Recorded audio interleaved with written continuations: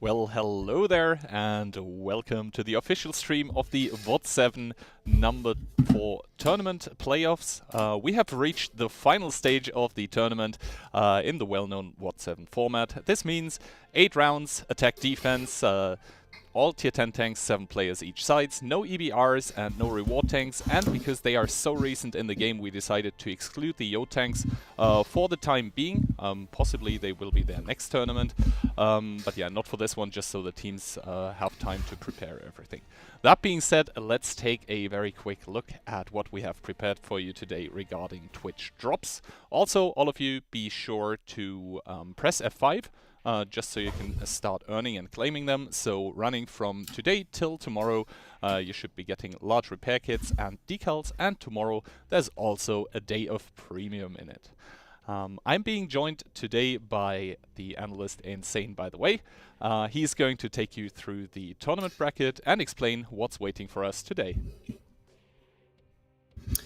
Hey everyone, so yeah, today we're going to have the first day of that WoT7 tournament, and we're going to start with Olownicy against Pozdro Podswice, the two Polish teams that are going to be facing each other. They probably know each other, so that could be pretty interesting, a lot of mind games coming up. After that, we're going to have Invil Go. They were the winner of the last WoT7 tournament. They're one of the favorites. They're going to be facing CSA that had a pretty good performance during the group stage.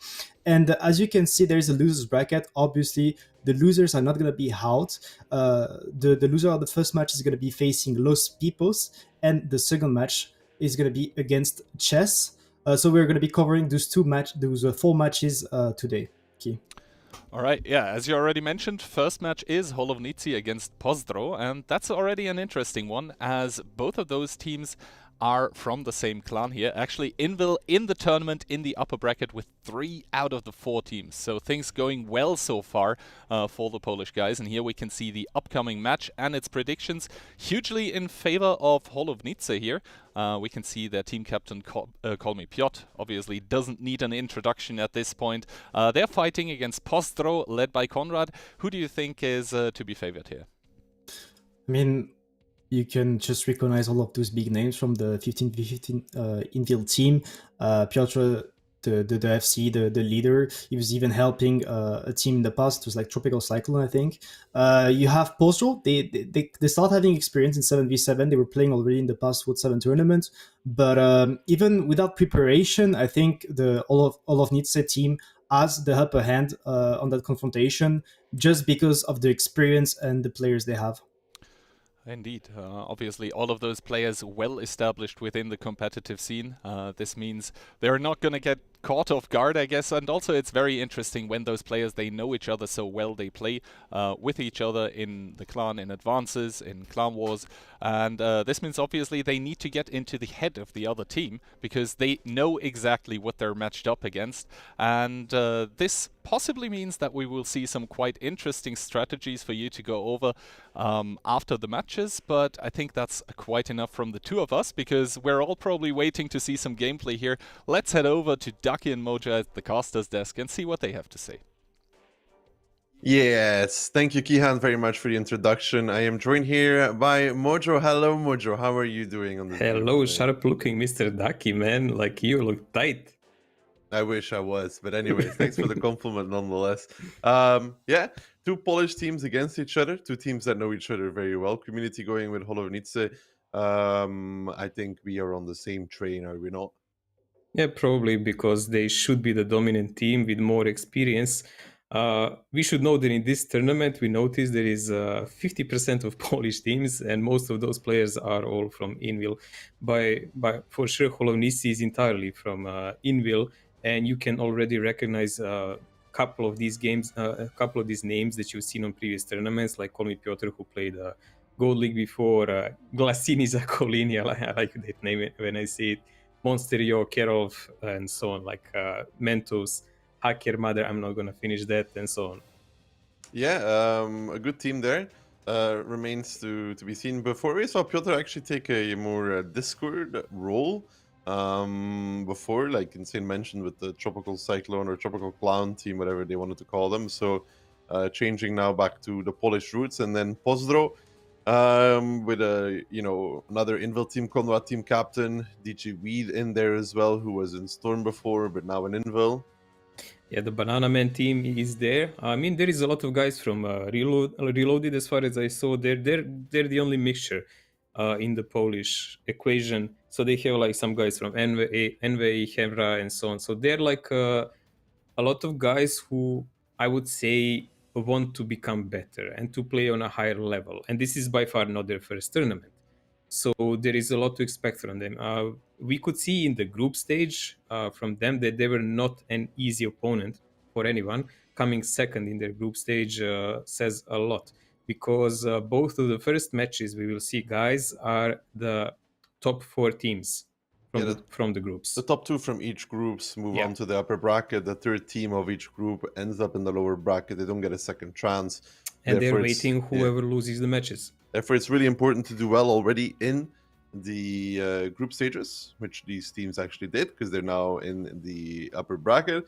And mainly think this match is for me about seeing how well Pozdro is actually able to do against a more experienced team overall, because you cannot, like, they can't beat the experience that, for example, Piotr or Karov has in the 7v7 format. Well, players grow over the tournaments, so you can't just say that old dog will always be the best one. There is always someone younger and faster and more eager who wants to do something about it, and that's what we have tournaments for. Like, we will see, is this that kind of time for this team, or they still have a lot to do on the growing part. I mean, the only team they lost to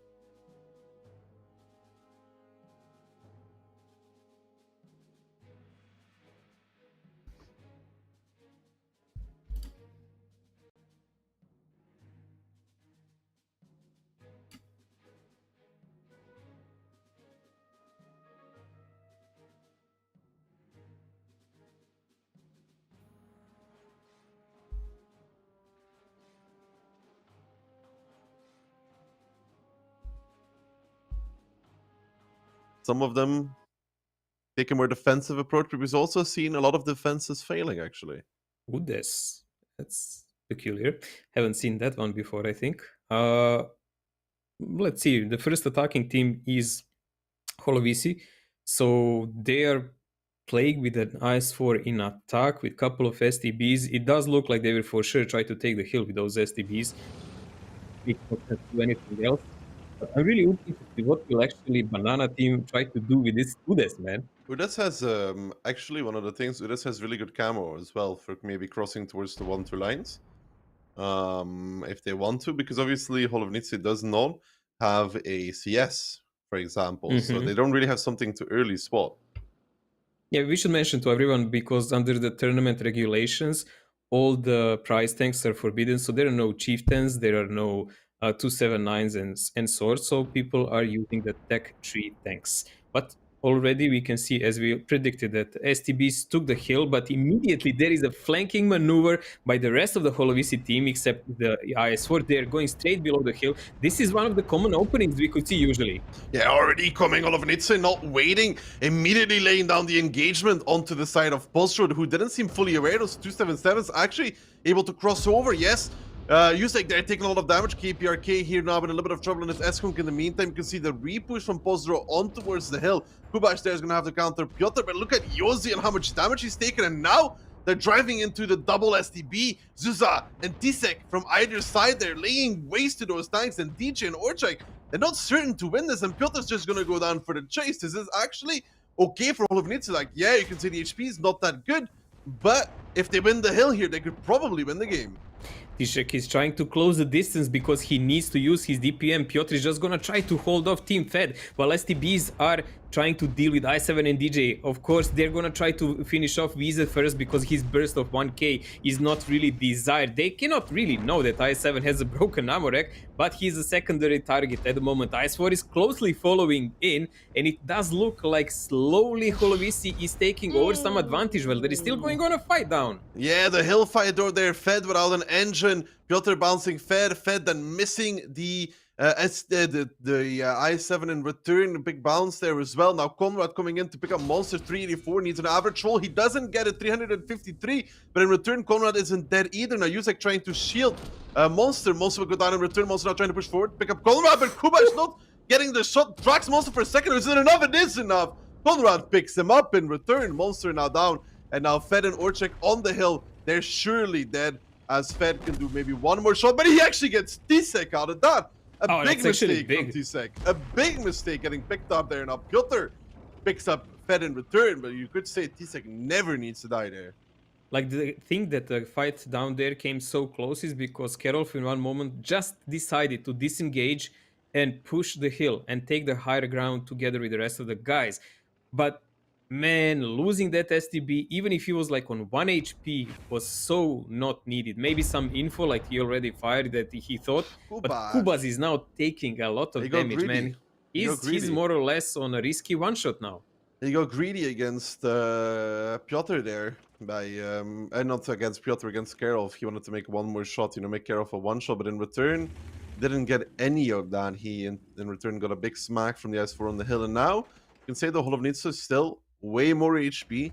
They have the hill, and they could potentially start capping base number 1, because repushing Piotr with Kubash being a one-shot now is not, 464 plus minus a one-shot. It could be, it could be not. They could start the cap now.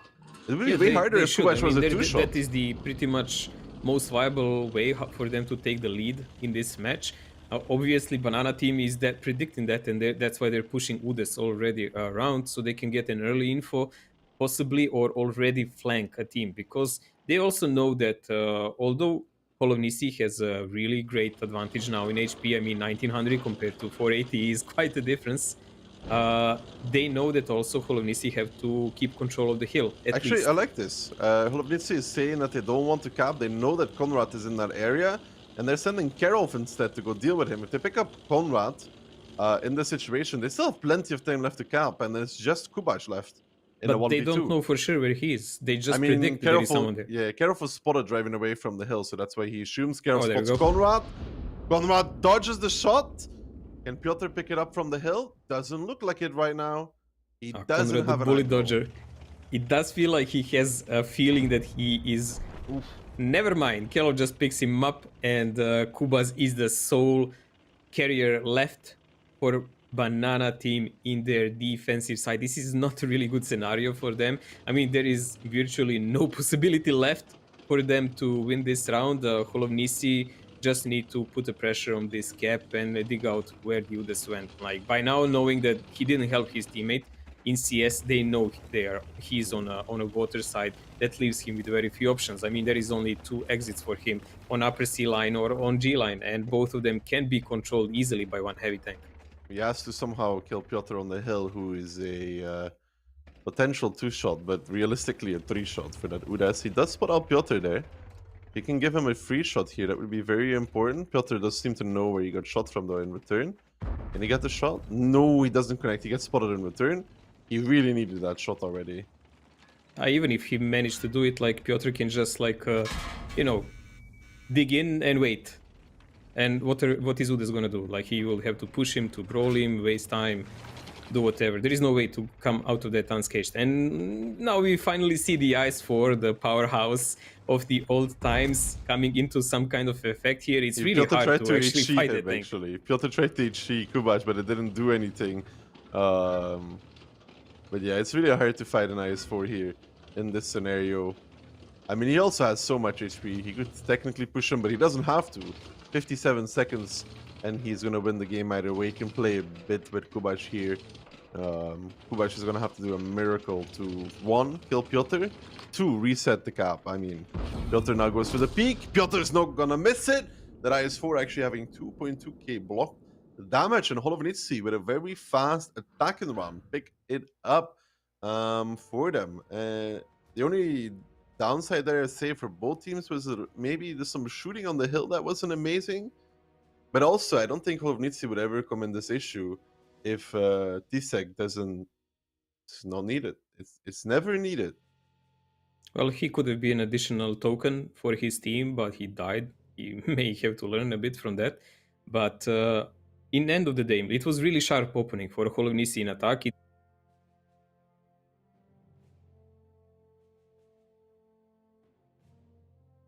Advantage for them now, because going to defensive role here by far is easier. Also, the opening they did is not That's very something, good. but it's not something that Yeah. was never seen. Like Yeah, we've no, seen no, it true, on true. plenty teams. Because see, Pozzo was a little unaware, because normally it looks like they would always repush the hill there with their heavies. But now Piotr in his IS4 was already on that little rock, you know, pushed up on the 3-line. So he was a thorn in their side. I mean, the Udas can put some shots in his back, but he's not going to kill him, you know? And then they lost basically a guy driving on the hill. So they were kind of caught off guard, I think. Because normally I think they would repush hill faster. The IS4 doesn't make it, but Pozzo took them by speed, and not Polovnitsy took them by speed, and it didn't seem like Pozzo was fully aware of what was happening. Frankly, with the setup they had, I was like thinking when I was watching, like, what would I do if I play that? It doesn't pay off to fully commit on a hill. STBs are meant for that. IS4 is a tank that is slow. He can't really push, so he has to hold position. And the only way to really win properly on mines is to do something really surprising in a start. All the teams that try to play some long play and then push at the later part of the mines, usually, let's say 3 out of 4 will end up miserably, because as the time ticks away, we have 8-minute rounds. The team that is defending usually has enough forces to spot whatever is going to come to them. Yeah, usually when you give them time, they are able to assess what angles they can come from. You know, they've established 1-2, so they don't need to watch 1-2 anymore. They start watching the other side. That gives them time to cover more angles, actually, when they get all the positions they want. But Holovnitsa didn't let them get all the positions that they actually wanted. Yeah, we could see, like Ducky pointed out when the match was in the progression, like when they emerged from that lower cap on the start of the game, most of the tanks of Pozdropoch wasn't even aimed there. They were just like starting to turn, like, oh the hell, man, they're like behind us. Yeah, and here are the predictions. I decided to go for Postro because you, Keyhand, and Insane all went on the same train. So I took one that went the other way. Well, we'll see how it goes. Like, I kind of think that Pozdro team has like quite a lot of experience by now, and they should not be easy opponent for them, anyone. But this can shake them a lot. If they lose mines 2-0, my prediction will probably go to toilet, because they would require entire map to take to come back into it. So the predictions of other guys would be then more precise. But look, let's see. Maybe they can do something good on attack. They have an E5 mojo. Yeah, in defense, Holownici has E5 is actually E5s. kind of nutty though, not gonna lie. It has nice DPM, heat as well, so pen on distance. Yeah, I'm gonna say, I see some recycles from previous tournament here, man. Yeah, probably. But I like the E5s, man. Let's see if they can actually hit their shots though. As well, double CS crossing towards 1-2 line, IS4, IS7 under the hill, and Pozzo in return. You know, those 113s are also really nice tanks to have, like those big, meaty HP balls. 2.6k HP on the 113.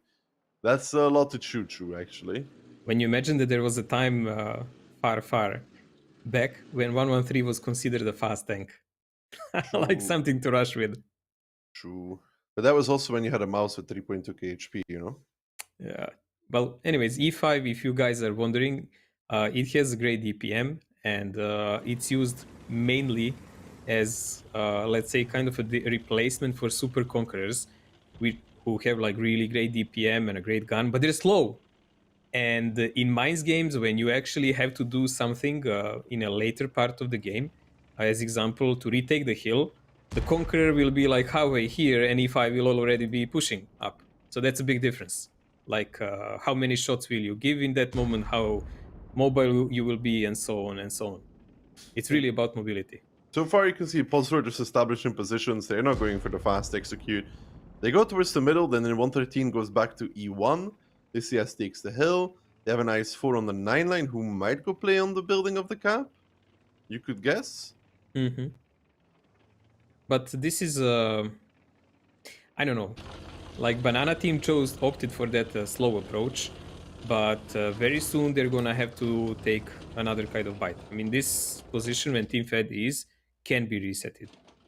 This is not something that is impregnable and so on. Also, there is no real cover that he can have there. against that. Yeah, you can just get reset by HE from time to time. Yeah. That's all they really need to do a few resets. You know, let the cap run up to 60 points, you reset, then you reset again at 50, 60. You know, it's 2 minutes gone. That leaves you with like less time and you have to start thinking about a different plan. There we go. That's an HE reset coming out from Piotr.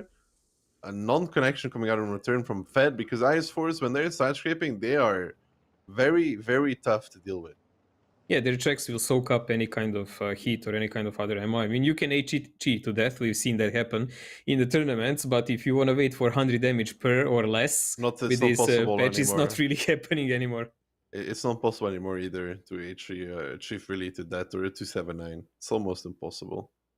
I'm going to point out, like, there is an interesting twerk of this defense of Holownicy. Like, you can see in this part of the map here is a CS. Like what people used to do sometimes in tournaments or even clan wars, they would play a 50B there or something like that, a mobile tank that can help when they're pushed on that side, and then if needed he can relocate somewhere else. And CS is by far for sure fast enough to push with the rest of the tanks, although he's behind them.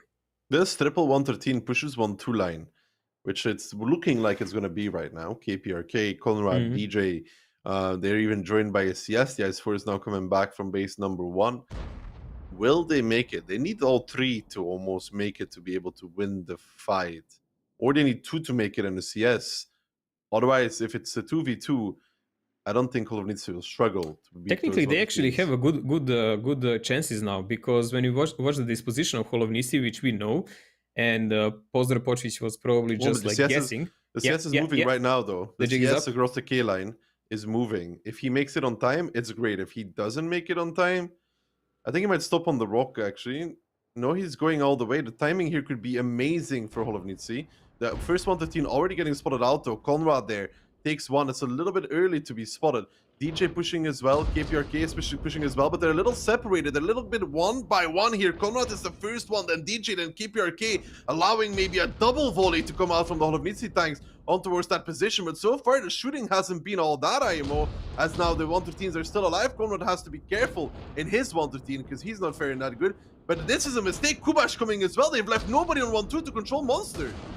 They had no choice, because they realized now they're fighting not 1 or 2 CSs, but 3 of them, plus the damage coming on the side. I mean, they do have tanks on the hill, and they should be raining some damage in the back of these CSs, but it is limited how much they allow themselves. So it's a trade that is actually going really hard at the moment in a favor of Holownicy. If they manage to stop them here, and it does look like they're doing that, it's gonna be pretty much GG right there and then.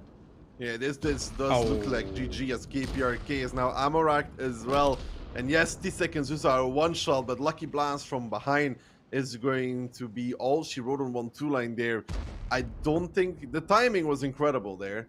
Zuzai only just... I think it was Zuzai or Tisek, one of the two, only just crossed over 1-2 line to help them again. If it was 10 seconds earlier, there would be only 2 CSs. But in this case, there were 3 and made it a lot harder. And also... Conrad was spotted really early. Normally, you don't get spotted that early, and you saw how they kind of went 1 by 1 by 1 by 1. That's also never ideal when you're pushing 1-2. Yeah, when you push that, you usually make a really tight train, and you hope the first guy doesn't get tracked. Or you just make a 2x2 and you're like spamming your repair kit, you know? And also, I'm gonna say one more thing. I like that Holownicy had like a contingency here. The I7 that was on position on G4, which is like a standard position here, so you can control the hill and the passage immediately without any kind of hesitation. As soon as they went by the corner down here, he crossed, took the position here where he is fairly safe from the hill, so he has their back. So even if these CSs were in a trouble, there was still one more tank they would have to deal with. Plus, let's not forget, 3 unharmed tanks in the base. Yeah, no, the reactions there are really solid. I mean, the crossing of the CS is probably what saved that fight the most, though. The fact that they got one more CS in position. I think if they had only 2, that I7 would have just gotten stuck in G1. And they would have killed 1-2. And then the I7 can't really move from there either, you know? Yeah, but this is what we've been talking about teams when you give them time to think what they do.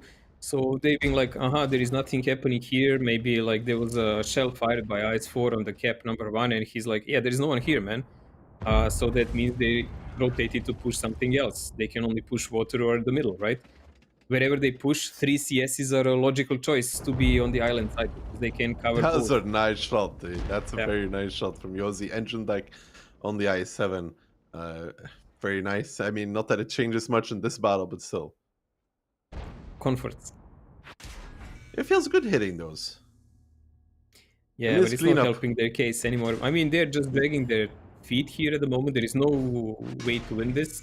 There is nothing even to gain, actually, from this, prolonging the round, because Holovnisi, like, it's always the attack rounds that are measured, not the defense ones. So, if it comes to the tiebreaker. So, like, it really doesn't matter. Like, Holovnisi took the attack in 8.5 minutes. Pozor Pocic will obviously not take their attack. So they might as well just get it up and went down the hill, you know, and ended it with like a big hurrah. Well, that's all she wrote for Pozdro. On Mainz, the storyline goes 2-0 in favor of Holovnici, picking it up strong. Good rotations on this one as well. Clutch CS crossing, i7 coming from behind, crossfire in the times from Pozdro to Det, who took too long to actually be able to kill those because of the rotation of the CS. So good stuff. Yeah, unless something really big happens, like by the skill that we've seen so far, the speed of reactions and everything, my prediction will go to toilet for sure. Let's see for the other guys. It's 2-0 immediately after the first map. That's a pretty much coldest shower you can get on a tournament. And we're gonna say it again. Like, yes, this is an upper bracket at the moment, but if you lose, you are straight going down and playing another match today with a team who is waiting in a loser bracket to determine are you staying in a tournament or not. It's not the best situation for anyone. Oh my god. Postro didn't get 5 kills there. Not getting fame points for this battle, unfortunately. Unlucky. Oh, Unlucky. Anyways, that's true, Mojo. They have another chance. And also, you got to remember they're facing up against Holovnici, which is probably after Go, I mean, in my opinion, the second favorite team to win the whole thing. I'd still say Go is first. And then it's Holovnici, and then I don't know, could be anybody. Well, we've had like 3 previous 7-on-7 tournaments, WoT7s, and the first one was taken by Fame. I would say by a hairline in that one, if you remember. That because, was like, the easiest game. Had a 3-1. That was the easiest game they've ever played. Easy, never worried, right? Yes, even almost as easy as that 1-15v15 match against Hive, where they were down 3-0. But the next 2 ones were taken by Invil. And we can definitely say that Invil is on this format at the moment, dominating clan, team, whatever you want to say. I mean, here they feel like 2.5 teams just in this tournament. Yeah, it's because Insane is too afraid to play anymore. Don't know why. He just doesn't want to try anymore. So he decided to become an analyst instead. Not even a caster, Mojo. An analyst. Well, no excuses anyways. True. But we had Mainz. Now we go on to Muro Vanka. Between these two, and Postro has to pick this up 2-0 if they actually want to move on. Because going 3-1 into Cliff, I mean, Cliff North is a side that a lot of teams favor nowadays because most of the positions go your way as well, so you can't guarantee a win there at all. You have to assume almost that you lose it. So Muro has to be their map. That has to be where they make plays. Well, mines were picked from Holovnici and they took both rounds. Muro is the pick from Pozdro, so we're gonna see how will they deal with it. But you know, like under the tournament rules, when you pick a map, the other team picks a side then, and by a default, every team every time always picks a defense. So we're gonna watch Holovnici in a defense side first. It's definitely easier to defend it, and if you read the enemy movements well, of course. And if they open immediately with a win there, I mean, Holovnici, that's gonna be disastrous, of course. You don't really need to be insightful for that. Yeah, 3-0 is not really a scoreline that you like looking against in any situation, especially when one more means that you... Unless you're Fame. Haha. True. We do really well when we're up against match point, and then you have a team like Hive You just like to do stuff in the last moment. That does really badly when they have match point, you know? Yeah. Well, this is what we will be watching now. Like, Muro can bring us a couple of possible strats. it can be pressure to the top part of the map, which you can see now. Like, it can be even immediate pressure on the cap. It's not something unheard of. Yeah, It's it not depends, that easy though. to defend against. It depends if the teams bring a light or not as well. I think that's one of Yeah. the defining factors of how the whole defense plays out. If either of the two teams plays with a light and the other one does not, you know? Mm-hmm. And as secondary, there is the light play, as Ducky mentioned. That means that there will be a lot of involvement around the lower cap, which doesn't necessarily means they will have to finish there, of course. Yeah, Monster is in the T100, Yeah. so they have the passes scout to spot the eastern cap. He's just knocking over some trees. You wonder why he might be knocking over trees. The more trees he knocks over in the beginning phase, the more blind shots they have to do. But look at that Pozdro team, Mojo. They are not waiting in the beginning already. IS7 is boosting the Kran, but in return, the double CS is boosting the IS4. Making He's going Piotr go into immediately position. for that position so he can counter the cap itself. I mean, by the setup of Pozdro, we can already see they have not light, nothing, like everything about them is a heavy hitting tank. Even that budget. Piotr is crossing here, losing 1,800 HP. Oh my god, he's on one shot. 2,300. I mean, the CS thingy was neat, but I think there was an Eskong shot, a double VZ shot from Yosi connecting the shells from the distance, which is very good. And this really limits what Piotr is able to actually achieve anymore in this game. And you have to remember, now you have that light tank. So you have actually that light tank, which is a struggle to fight on this cap, because the light doesn't do that much. And he can't go to the east either, but it's going to be the full repush, Mojo. Yeah, this is like something we've actually seen the Invil guys do before on tournaments. Immediately when pressed out like this, they're going for the brawl. It didn't end out let very well on them last tournament, but this time they're actually making an impact here. Kubas is almost dead.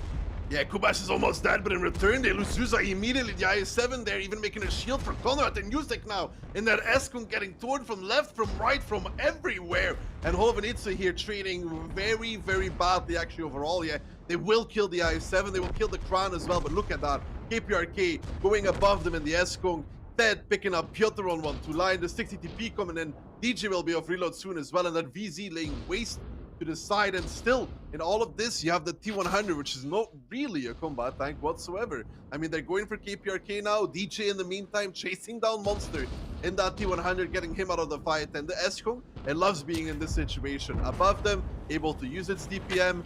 Monster now getting chased down as well. And this was very good from Postro. I like the thing from Holovenitsi with the double CS boosting the IS4, but maybe it would have been better if it was an even faster tank, Mojo. Like if it was an 113 or an IS7, I don't know if they would have gotten those shots. I've seen a couple of setups before with CSs that you use from the lower side of the map. I think they were even scared to do that, maybe, because I've seen a couple of teams run 60 TP on lower side of the map, and when those like CSs get spotted there, it never ends well for them. So maybe they just experimented with the idea a bit. Like, what other things? What other heavies did they have? Yeah, but they had only IS4s. But if that was their, it depends, right? If this was their initial plan, it's also going to be a very fast attack. By the way, Mojo gotta keep that into account. A very fast attack. That's going to be like 4.5 minutes. Faster even than less. the mines. Faster than the mines. But if I mean, it was 5.5. if their initial plan was to cross to F1, right, Mojo? Why didn't they bring a faster tank? Because the IS4 is not that fast, right? If it was something really fast like an IS7, who can still you can reverse side skip it without getting punished, you know? Then I think he might have made Master it. Sniper. Yeah, 60 DP hits everything, man. You know, the aiming circle is as big as a house, but it always goes center. That's how that works. You know what I mean? Like maybe if it was a faster tank, he wouldn't have gotten punished so much. I know an IS7 would have been there 15 seconds before already. I mean, 15 might be an over-exaggeration, but you know how much of a difference that makes. Because the IS7 goes like 60. The IS4 I mean, goes, I don't know. Question is, what tanking can you place there and efficiently even angle up? I mean, and survive there. You just have to reverse side skip of the building, though, normally, to get the resets, and that is fast enough to get there. Maybe 113, man. 113, possibly, yeah. Possibly might be fast enough. I was thinking 113 or IS7, because an IS7 in reverse side skip, Mojo, is also annoying to deal with, if he does it well. Like, well, we will never know because these guys opted for this. I mean, there was good shooting though from Pozzo, you gotta be honest. I mean, Piotr took double from the VZ, one from the Eskunk, I think one from the IS7 as well. So there was some pretty good shooting going on there, especially that VZ. Mid-range to long range, the gun is a little trippy. So we got a tip from a higher place that 113 would be a common choice, you know. Sent to us plebeians. Yeah, but I would also think that the 113 is the common choice because you almost make it fast enough in the 113 without a speed boost. But if you have double CS pushing you and you have a turbo, Yeah, he should be there on time. I mean, I don't understand He it. only I don't died- understand why they opted for this kind of stuff I- because I'm- they I'm knew not from the sure. very get-go that this would be the plan of Pozdro. We've been saying that from the start. I'm not sure. I'm not sure actually. I mean, a bad tank choice there, I guess. I'm not sure. Like I couldn't say anything else but a bad tank choice. I mean, the IS-4 is great at side scraping, but 113 is also really fine at it. If you just have to get resets from time to time. Well, they're gonna have to wait for another round now to make any kind of, let's say, big difference on a tournament. Holonisi now lost this round decisively, so That's we've seen that important for the Pozdro are not to be tiebreaker. taken lightly. Of course, like it would take even the next game to take entire map for Pozdro to come back in a game properly. Otherwise, it's just gonna be 1-for-1, and Holonisi are in a safe and they're progressing in a tournament. We're going to see what kind of tanks will the guys choose to play now. That says a lot on Murovanka. On a map like Murovanka, you can't play around that much with the tank choices. Yeah, and it was really bad as well for Holovnitsy that they had that T100. I mean, it's not bad overall because the T100 provides you the security of the other base, you know, the spots. But in a game like this where you basically lose one of your fighting tanks immediately in terms of HP, then you are in trouble after because you have to repush. But repushing with a T100, it's against like 60 DP, Skunk 113, Krana is 7. But Holovnitsy here on their attack, a mouse, 555A, a Bana T100, and an IS-7, Mojo. Yeah, it's definitely a setup that's also viable. We've seen actually my mouse used on a Murovanka before. Mouse it's not unheard of. Yeah, no, I've played that mouse before. There was more bad shots then. It's actually really fun to play, dude. You get YOLO'd by 2 bad shots, and you know, you only need to You can bounce still a few. survive. You only need to bounce a few shots, and then all of a sudden you see those bad shots, they start turning and running away from you. It's the greatest feeling in the world. Well, let's see what will Pozdro try to do. Like, they're also playing with the light, but they are not opting for even spotting the lower part. Yeah, they guessed right, because Holovnisi are going on upper cap immediately with the entire team, and they will get lit up. Monster is actually pushing down the one line with his light, where he will counter a butt shot. That's quite interesting. I don't think I've seen that before. No, but the 555A will get on the cap, and look at that, Mojo. The mouse is actually not that slow if you think about it. Yeah, you almost made it across. Is it a turbo mouse? Yeah, the Bond Turbo Mouse. Oh Bond la Turbo la. Mouse takes one from Yosi though, but the eastern side, by spotting Monster, I think they know almost every position. I think they spotted Karov too. This does allow the T100 to go towards the east, but is the mouse going to block the shots from the eastern Yeah, side? I've been wondering that. Like, will he try to block off the backside so T100 cannot reset? Because like he's big and chunky, he could do it. I think he's actually able to block off the reset shots there from the side of the T100. Fed here does have a little bit of HE. 15 seconds, man. Yeah, there's gonna have to be. There a peek has to from be some somewhere. big reaction coming in from Pozdro now. Any second.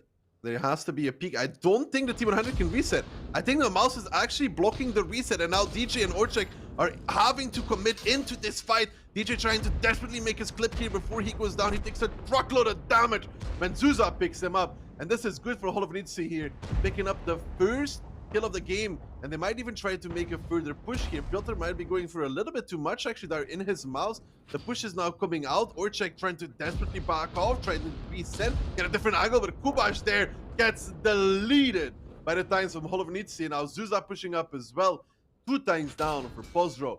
7 tanks still left standing for Holovnitsy, but they have to be careful. They don't want to end up here in a crossfire like Piotr just did, taking 1.1k damage out of nowhere. Tisek and Yuzek now moving on towards Conrad, and Conrad needs a friend. He needs somebody to help him. That IS-7, a lot of HP, but those 5As are going to make short work of him.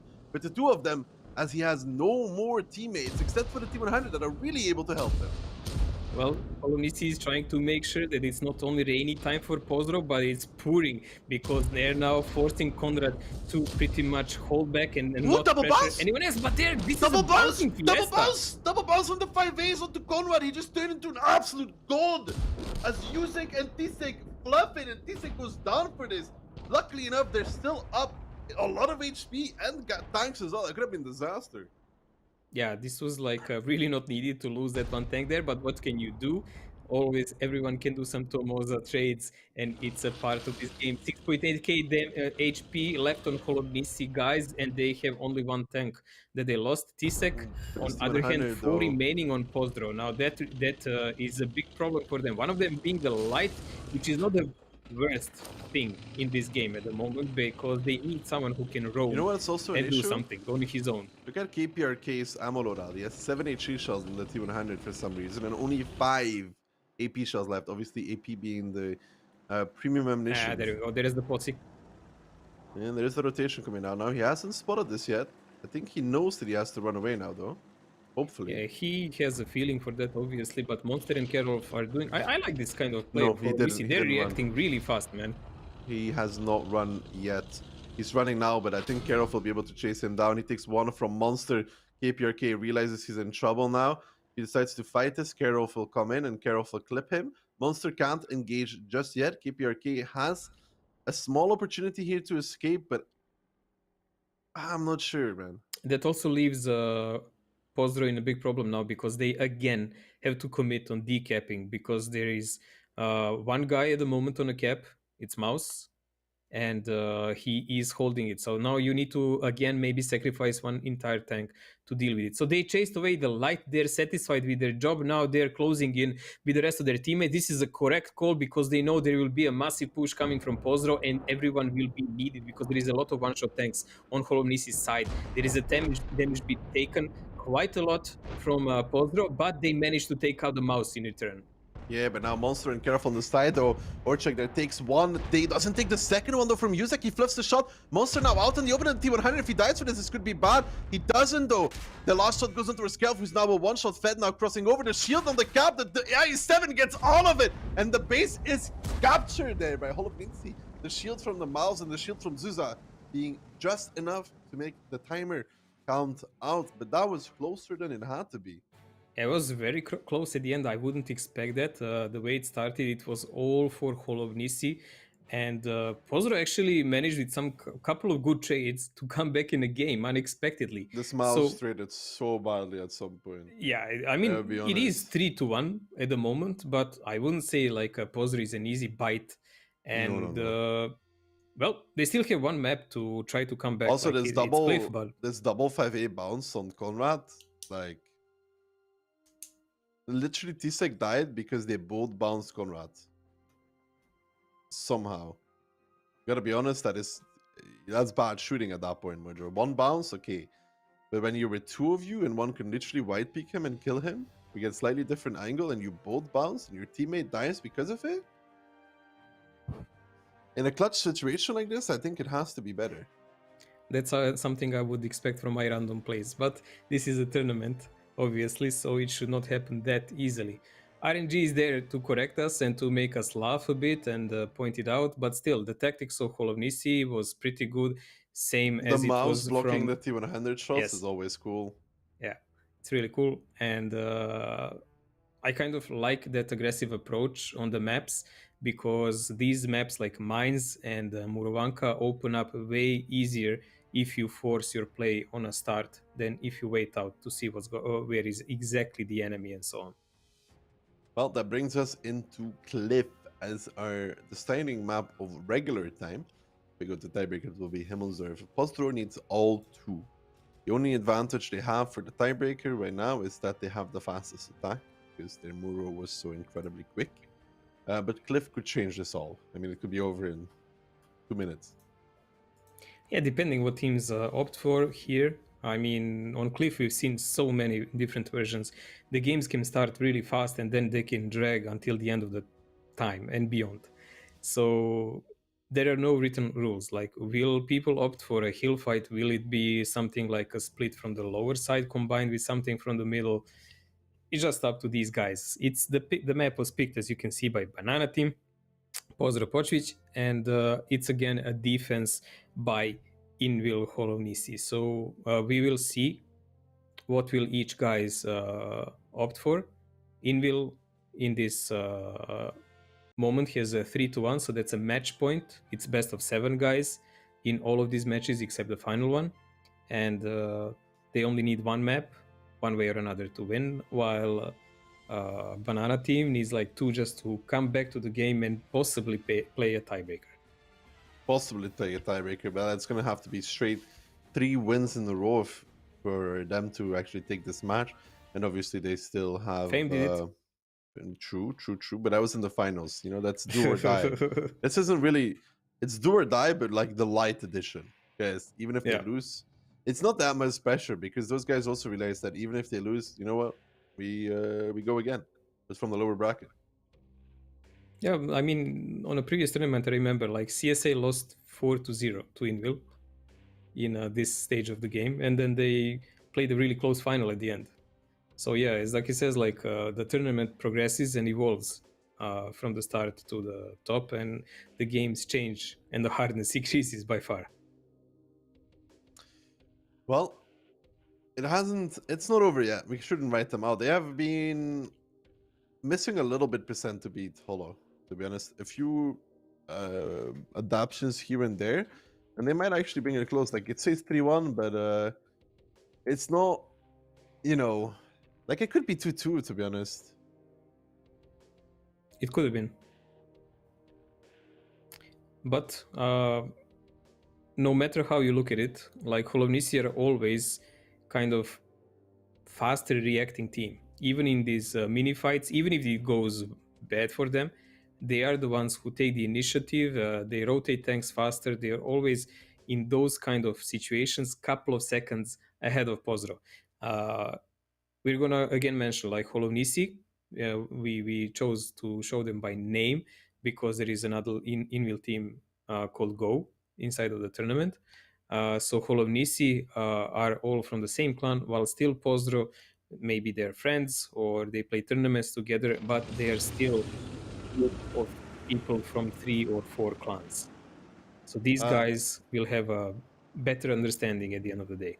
True, indeed, Mojo. That is true. So far the split, a very 1-2 heavy here, though. Very 1-2 heavy here for Holovnici. They have majority of their team going there, while in return Pozdro has 1 CS, and that 1 CS could be in trouble here. KPRK, he takes 1, he takes 2. It's going to take a lot more here if he's unlucky. Let's see these 277s, they're aiming. Oof. KPRK is down to just a 1-shot. He's down and out. Gets completely deleted. I mean, Pozdro is now not in a best situation. They need to really rush over and maybe try to take care of Kerov in the fashion like Holovnici done to KPRK. Tisek was not stupid boy. He actually stayed behind. He's doing his shots and he's gonna fall down immediately, while the rest of the team of Holovnici is taking their positions. They are trying to prevent the CS from climbing up, but they lost the vision. Middle straight. Immediately Holovnici is reacting here, which is the correct play. They are re-pushing middle while Kerov is getting chased down by Conor, but look at that globe of red tanks moving across the middle as Orchak here is still fighting with Tisek in the crown, and Kerov slinging ring around the Rosie, but Kerov hits the rock! And Kerov goes down in return, and now Orchak in trouble there in his 277. He needs to push down, he needs to push on towards Tisek if he wants to live here. If he stays there, he's going to die to the guns from behind. He is actually deciding not to drop, trying to help Fed here. Orchak is lucky to survive even at this point, but Tisek is going to wrap around him. Now the HP is starting to even out ever so slightly. Monster in his TVP is on a 2-shot, but this Kran, Mojo, when this Kran comes back into the fight, he will lay waste to that CS, Kubash even to Fed, and Holovnici able to focus out gun after gun after gun. Yes, they lose Piotr, yes, they lose Monster. Double the HP, 4 against 4 in number of the guns, but Orchak should be falling here. Souza fluffs the shot though. Orchak surviving just a little bit longer, and yes, they still have the hill, but with half the HP remaining, what does Pozdro do here to come back into this one? They're in a big problem because Holovnici has that margin of HP they can play around with and a better crossfire at hand, and we can see it. Oof. I mean, what happened? Wait, what happened to 277 behind Conrad? Was he blown up or something? No. Yuzek got clipped out by DJ. TVP? DJ came around the hill and clipped him, and Yosi gave him 1 or 2 shots as well, and Conrad connected. So clip of a TVP, 1.2k damage to the CS shot, and 277 Conrad. That's a 277 dead. Okay, like they're all much closer with HP, but there is only one predicament here for Pozdro that I'm gonna mention, and they're attacking. they're attacking, they're in deficiency But- with the HP. They always must keep one guy on a hill. It doesn't pay off to leave it. Man, Conrad is so lucky Two of there them are also to total survive. one-shot. So only guy who is viable to do any kind of plays is DJ with his DJ, but PvP. if there's one tank you want to be making those plays right now with though, Mojo, it's the TVP though. Oh, Lucky Blast is going on the hill. He wants to get Conrad. Can he get it though? Is Conrad fully safe? I'm not sure. When will Lucky Blast be spotted? DJ has... It's like a timing... Whoa! They know now. They know that Lucky Blast is revving up. DJ has to go fast now. TVP It's is a timing. pushing now. It's a timing play, you know? If Lucky Blast kills Conrad here on the next one, does he do it? He does actually pick it up in return. DJ needs to pick up Zuza, but Zuza gave him one in return. Zuza will give him another. No, Yosi gets the kill from the hill. That's very important again. That Yosi picks it up. But now Lucky Blast is going to get DJ on the crossing. He's going to get DJ on the crossing. Will he hit the shot though? DJ actually goes unspotted. Lucky Blast goes on the hill. DJ can get around the corner. He does. So again, good timing there. Working out in his favor. But now how do they deal with Lucky Blast? 1.2k HP. How did they deal with him? And what happens with Tishek now? Tishek is also not in easy position. He knows that, so that's why he's running away. He doesn't want to get easily spotted by TVP through a bush from a lower side or something like that, get that and shot in the back. So he cleared himself from that risky position, and that leaves Lucky Blast pretty much at the moment alone, but alone at home with a lot of HP against one-shot Yosi. Yosi needs to control Lucky Blast and play Ring Around the Rosie. It comes down to it. He cannot die here. If he dies, that would be terrible.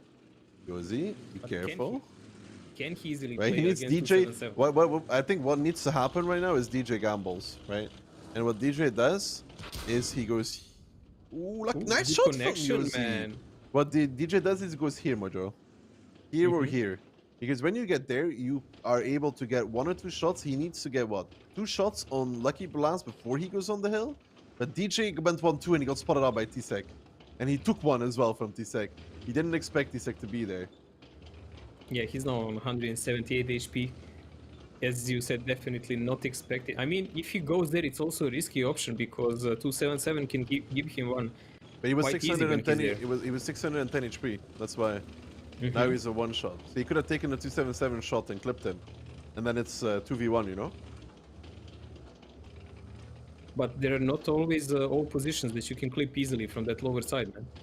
Like some places are with simply not reachable. this hill entrances though, if you go here, Yeah, if you catch him right there, yes. if you go here, no, but if you go here, yeah, he has to go up though, and it takes a while for 277 to go up. But now the 277 could turn and snap though, and if he hits it, then well, Well, you the know. only reason why Hall of Nisi are not taking any risks now because they do have the HP, and Kran also knows that if he gets impatient and he leaves his cover there, TVP could be waiting right behind the corner without some really significant info. He will not do that. He will not do that because it would be like pure blind play. The blind play needs to be made a lot by Pozdro at the moment. Like they just need to hope. There is nothing left more for them. They're doing now what Ducky said, but they still have no idea at the moment where Kran is. Like, did he move? Did he stay? They're hoping he stayed.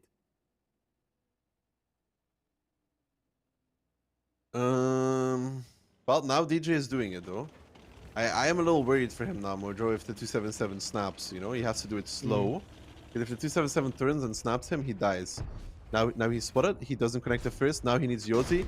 And there we go. Lucky Blast turns his turret, snaps it, picks up DJ, and that leaves Yosi in a 1v2. And that's the problem there. That's what I mean. You saw from his perspective, it's not an easy Yeah, shot. I know. But It's he like also- kind of tricky. But you know what's the thing? Like if he has those 600 HP, right? He just drives into this, the most forward one, you know? And then he always gets the shots on the back. But now he had to do it like half, you know what I mean? Because he couldn't really go straight because he didn't have the HP for it anymore. And he had to do it slow to try and get the shot. So Let's see, is Diorze the high roller, the shot caller? Nope, not happening. Lucky Blast. Pretty much this is his 5th or 6th kill or something like that, I think. I'm not sure he got a lot of it, but you gotta imagine that this again was way closer than it had to be. In a lot of the endgame scenarios, Hall of Nitsi was kind of falling apart, and we're lucky to have an advantage so big that they didn't throw it away. Like on Muro, they had the Kran that died basically for free, right? And on this game, they had the CS and 1-2 that died basically for free. It did every game, and it still came this close. Yeah. So they're very lucky that they forced that mistake, because with Yuzek pushing, I think it was Yuzek pushing completely by himself out into the open onto Conrad. They almost lost. I mean, he did 2.6k though, but Lucky Blast has 6 kills, by the way. Yeah, 6 kills. That's what I meant. He did a lot of one shots at the end. I just saw like there was a team damage done by Yoja. I don't even like, probably one of the CSs. He must have hit like a CS that was on him with the heal, no one else. I don't think there was anyone else who he could connect. But anyways, 4-2-1, the final result of Holomnici, and that's all that gets remembered at the end of the day. By tomorrow, no one will remember that games were close except us, pretty much. True. And maybe the players who played it, of course. At one point you only remember who won, not what the matches meant anymore. No. Like it just becomes like a vague, misty history. That's it. Well, that was impressive from Holomnici one way or another. I like their mines. I like their Muro as well. Minus the IS-4, the mouse blocking the shots from the T1 Heiner. So they deserve to win this game. I feel like they just have to work a little bit on the end game execution to stabilize a little bit more. But Mojo, all in all, that's enough talking from you and me. I think Kihan and Insane have a lot to say, so take it away. Why, thank you, Duck and Mojo, for the awesome cast of the first match we just saw, and it was a very, very interesting one. Fast-paced, even on maps that you normally don't expect it. And all out aggression from both teams here. Holomnici taking the 4-1. I think the score is not really reflecting properly what happened. I think a couple rounds could have gone either way. But yeah, in the end, Holomnici very, very convincing, but I don't think it's over for Pozdro quite yet. Yes, they are out of the upper bracket, but later today they are going to face Los Pipos on the run. That being said, though, what do you think about what just happened?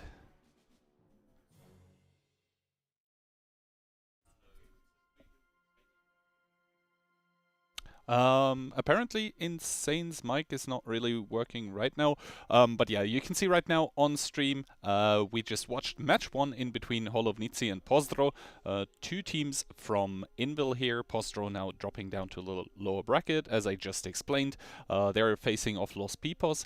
The upcoming match now is the third Invil team here. It's Invil Go, which is actually the team that was pre-qualified to group stage from last tournament because they won it, and they are now matched up against CSA, which means directly on day 1 in the second match we are getting the grand final of the last tournament, because CSA got second in their group respectively. Can you hear me now? So sorry? yeah, that's the match we are seeing, and I am informed Insane is back, so yeah, okay. There we go. Finally working, yeah. Those two teams, we expected Holomnici to be the better team. They played better, they were stronger, they had few mistakes, but you can expect it because they didn't really prepare, neither train much for this. We didn't have TVP tournaments running on the side, so those teams, they maybe be lacking preparation compared to the past WoT7s we have seen. That's probably why they also decided to participate, but solid performance. The better team moves on, and from the side of Pozo, they're going to be meeting Los Pipos, as you said, in the BO5 matchup. BO7 actually. All the matches are BO7, except for Grand Final, which is BO9. All right. So they're going to be facing Los Pipos to just stay alive in this tournament in the losers bracket. They're probably the favorite there because Los Pipos, we didn't see them before, but they probably have something to show us, so we're going to be impatient to see that later on.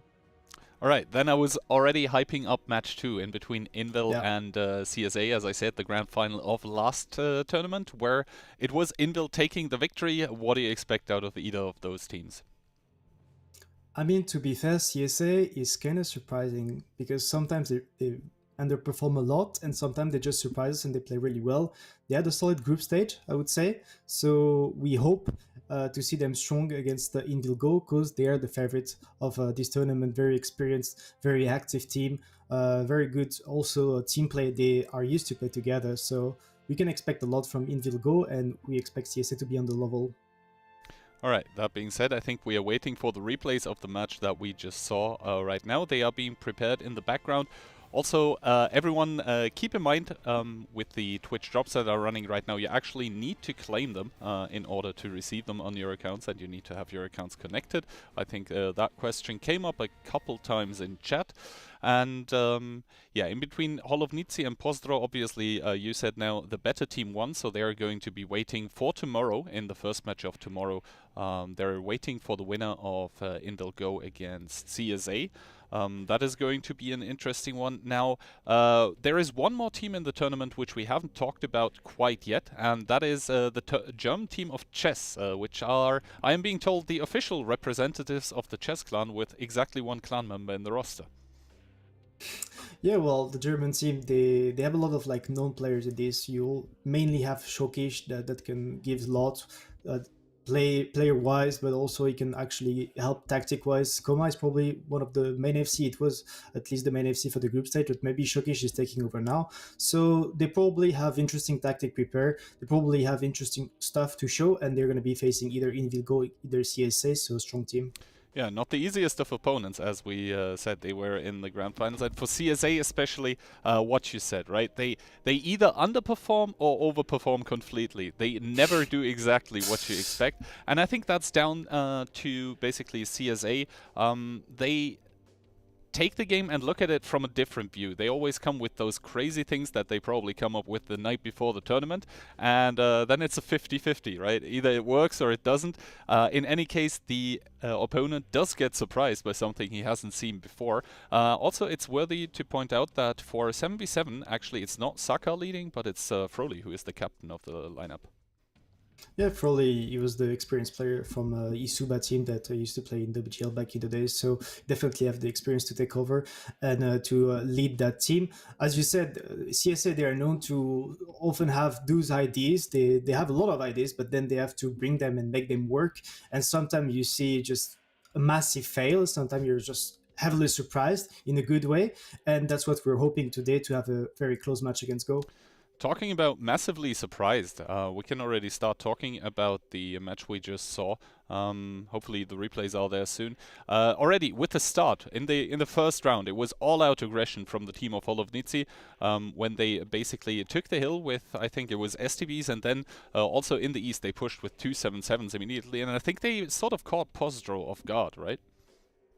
Well, yeah, I think that's the mindset in general they have even in 15v15. They want to play aggressive. They want to actually control the pace and control the map they're playing. So taking the hill straight, taking the strong points and straight pushing up here. That's a very common push. That's something you don't all the time expect from the start, so that was probably a good play from them. At least they actually caught them a bit off guard. They were not fully ready for that. The damage was not done properly. There's not a tank properly spotting and shooting this. So against a team like this that they know they play together, they are in the same clan, they don't really want to actually make something complicated. They want to play simple but efficient, and that's actually what they did in that match. Mm-hmm. And they didn't stop there. I mean, they took the first map 2-0, then they parted on Muro 1-1, and there was one particular cross by Piotr that I wasn't particularly fond of. I think he should have stopped a little earlier. What's your take on that? Yeah, that was definitely a mistake from... I mean, that was interesting because you had the Go team that played against Pozdro on that map, and that Pozdro team, they had an interesting attack on Muro, and they were basically having a lot of tanks ready for the forest actually play to get the decaps. So what they did this time in Invil, they wanted to play more over the other base, use that IS4, but as you said, that was a massive mistake to cross. They didn't expect him to take that much damage on the cross. He could stop with the first house, group up with the rest of his teammate, and just push off that base to actually have a decent fight. But also, Daki said it, when you have a Tihunda in the lineup against a full combat lineup, it's not the greatest to actually take these fights. Indeed. We have seen in the qualifiers, I believe, Mentos a lot in those T100 situations. I think, yeah, he did admirably well there.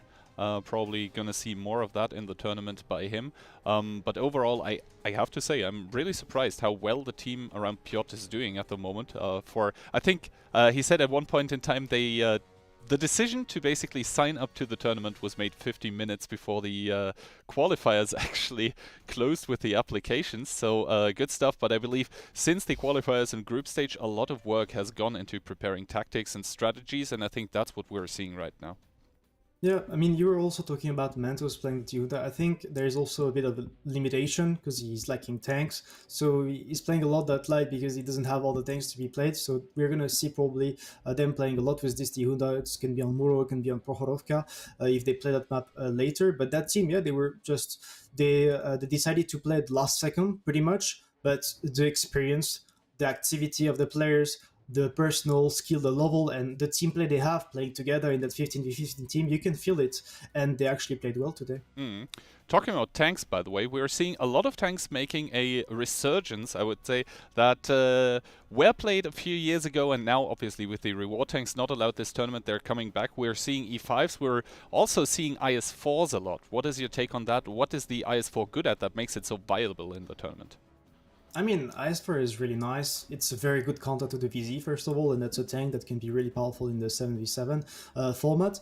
It has a lot of HP. It has a great durability. You can just use him in a lot of different positions, utilizing the armor to angle it. You can side scrape, and that's really great. But the replays are really key, and as you could see, the first map was Mines, and you said it, the straight integration from the head of all of Nifty, with those 2 7-7s. A bit of damage from the side of Postro, but you could see they were forced into repushing that hill, and there's the ice for the double SCV and crossfire, so it didn't work massively in their favor. And yeah, here we see Conrad with another pickup onto Yuzek and Monster. He doesn't reach him because Kubas actually picks him up. But meanwhile, that fight on the hill, it's going well for Holovnice, and that will be the thing that enables them to take the match at the end. Yeah, there's the big mistake from Tisek here, being impatient. He was maybe expecting the S4 to not have a shell here, so he took the pick and he went down. That was a mistake from his side, because that makes the game a bit harder for the side of Invil. But Conrad was stuck on that position with the CS. Piotr just locking him from the hill, having the angle, the spot, and the good rotation. Karol going around with the 277, and then you had one player left alone from the side of Pozro, Kubac with his Judas, not capable of doing much against that IS4. Yeah, I mean, at that point, he had to cross to reset. He was a one-shot, the enemy tank wasn't.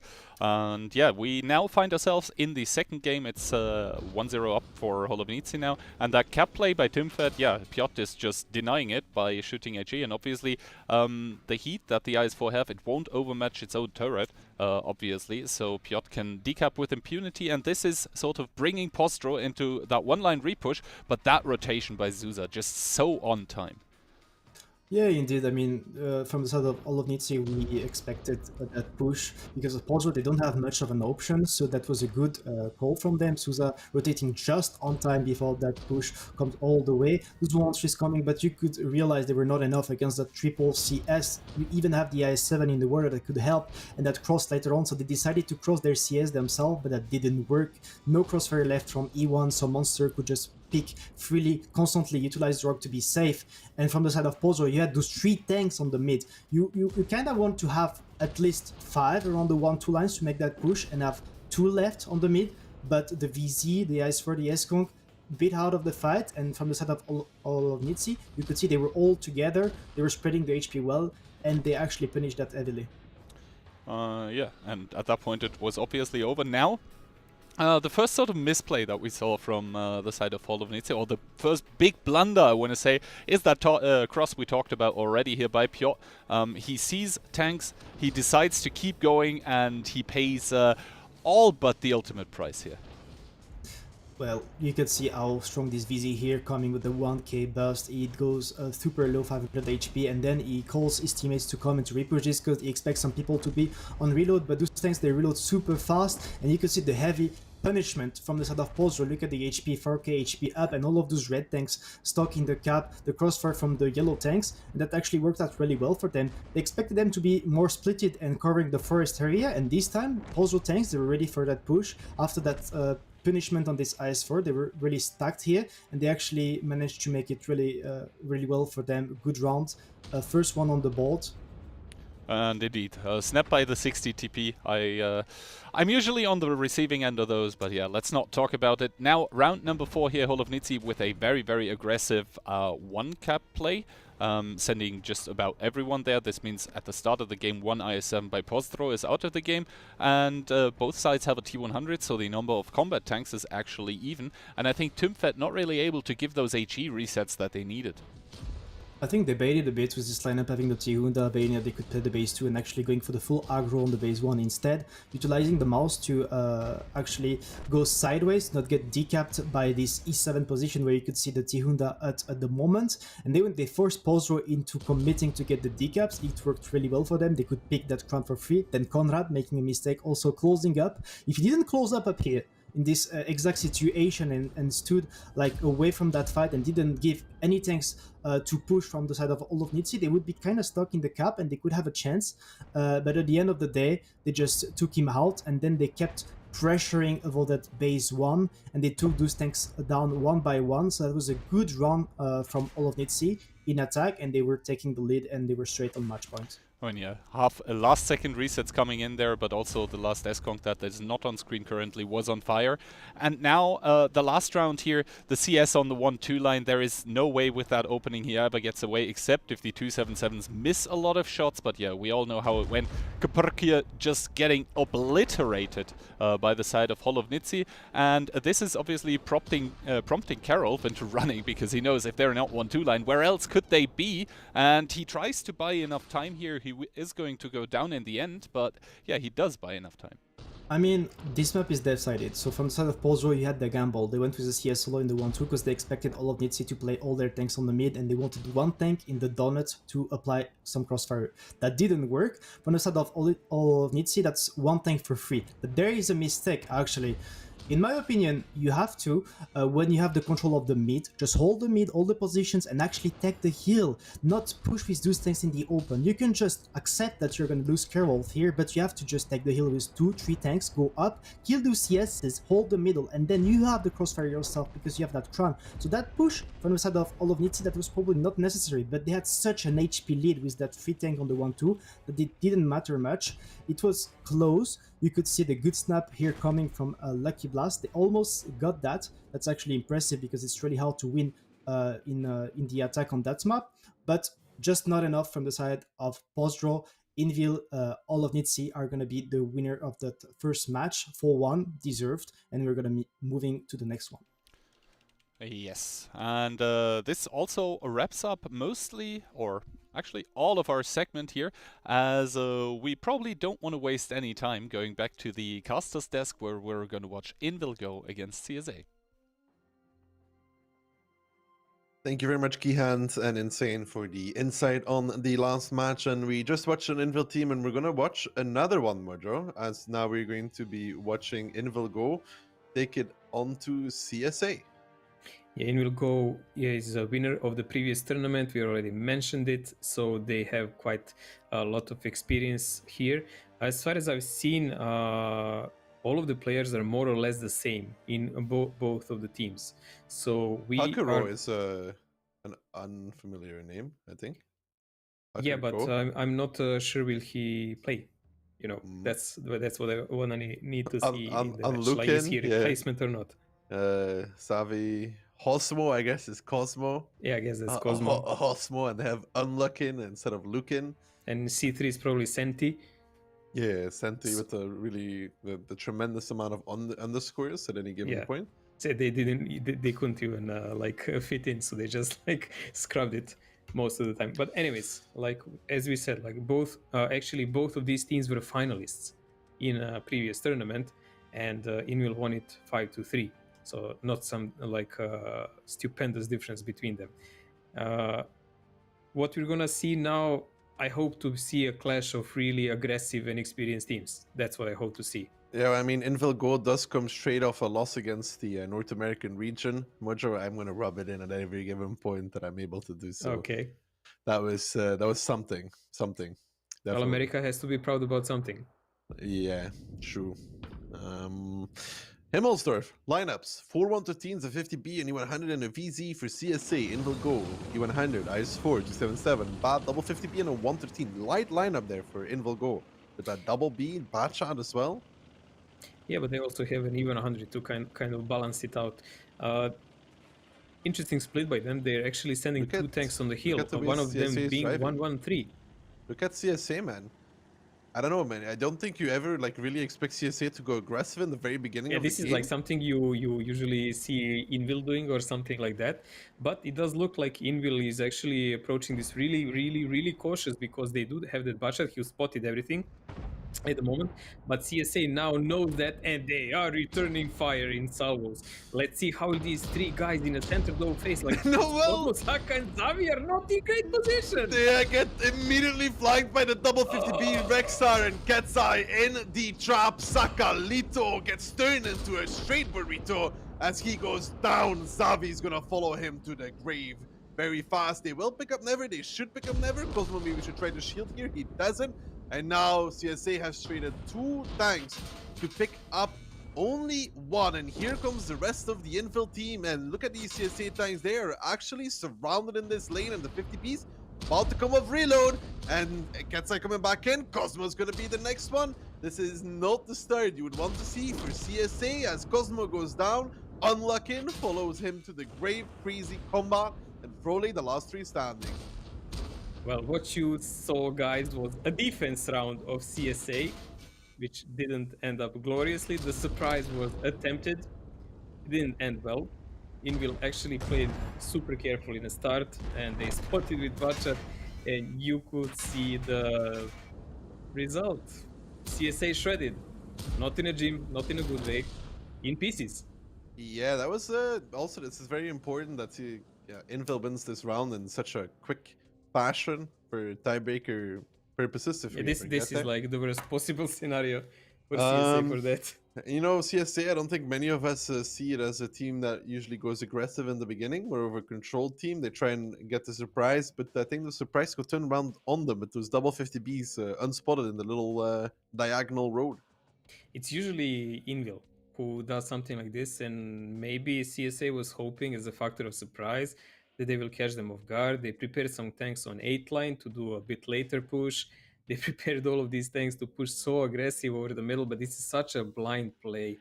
It so didn't pay off. Oh dear, man, like that budget took 1 shell from maybe even 100 from the back or something like that. Yeah. But that's about it, man. These guys just entered the street, and then they realize behind the corner there are more beasts lurking than expected. The moment they press W is the moment they proxy spotted the 50Bs, and they're like, yeah? They're not on a hill. Yeah. And they're not on 1-2 either. Nope. And then they have to go, and it's just all over. I mean, with those 113s, they need to keep almost every gun alive and be able to focus out like a gun, like the 277, and then work off of that. When they lose one first, and they spend the rest of the time killing the 277, and they lose another one, and those 50Bs come back, and they're like, Shema, how you doing? I'm back.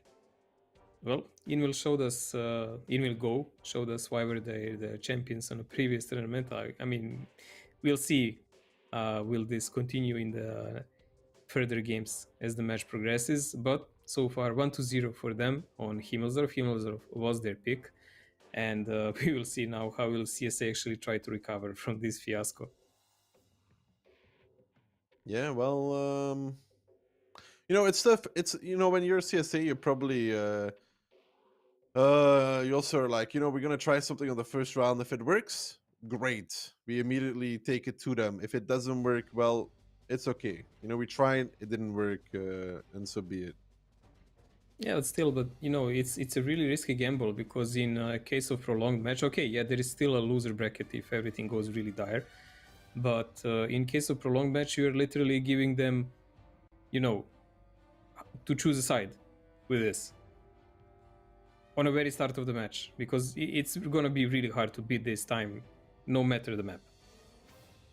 Yeah, you would need to almost drive straight at them and kill them for this to work. But now, we're going to swap the science. It's going to be CSA on the attack and Invil on the defense. Do you expect Invil to also drive down the middle of the map? Well, for one, if Invil goes down the middle of the map, but this lineup... I reckon they're going to be closer to each other than actually CSA was now. There was like a bit of a, you know, when CSA went with those 3 tanks, they still had 4 in a back on an 8 line. I kind of didn't like that. You know, there was a big difference in timing. I don't think they're going in many places with the triple ice 4 lineup. Yeah, 1277, double S with a 113. Yeah, this is such a slow play, man. But whatever. CSA again on a faster side. Like all of their setup is quite light and fast. There is only one IS4 there. Crazy War plays it. And even he's not that slow. I mean, he's slower than the VZ and the 113s, but a lot of 1-2 focus here in the beginning for the side of CSA Never. Going towards the window, though, I'm not sure if I always like this, because you can get punished from the hill. Does he get a spot on the crossing? He will. He spots the 50B. He's going to spot the rest of them as well. Already a big shell on information. Cosmo. Oh my god, and a lucky Amorek. Wow. I don't think CSA keeps committing here. But I do not know if I 100% like Never's position either. Interesting developing here, like Invil taking the 8 line with the IS4 and Supercon. They do know that the budget is on a hill, and they're pressuring towards Sakalito, who is pretty much surrounded. But does he understand how much surrounded is he? He doesn't know that there is IS4 and S-Conk in a back, and it might be too late for him by the time he realizes Froley takes careless shot. I mean, he knew where Soccer was. Why did he do this? I am not sure, but now Sakalito is starting to have to trade here a little bit, and CSA is trailing by 3k HP already. Sakalito takes another shell. Now Piotrik's coming on the side there. Froley, is he able to counter him? Yes, he is. He gives Piotrik one, but Piotrik's...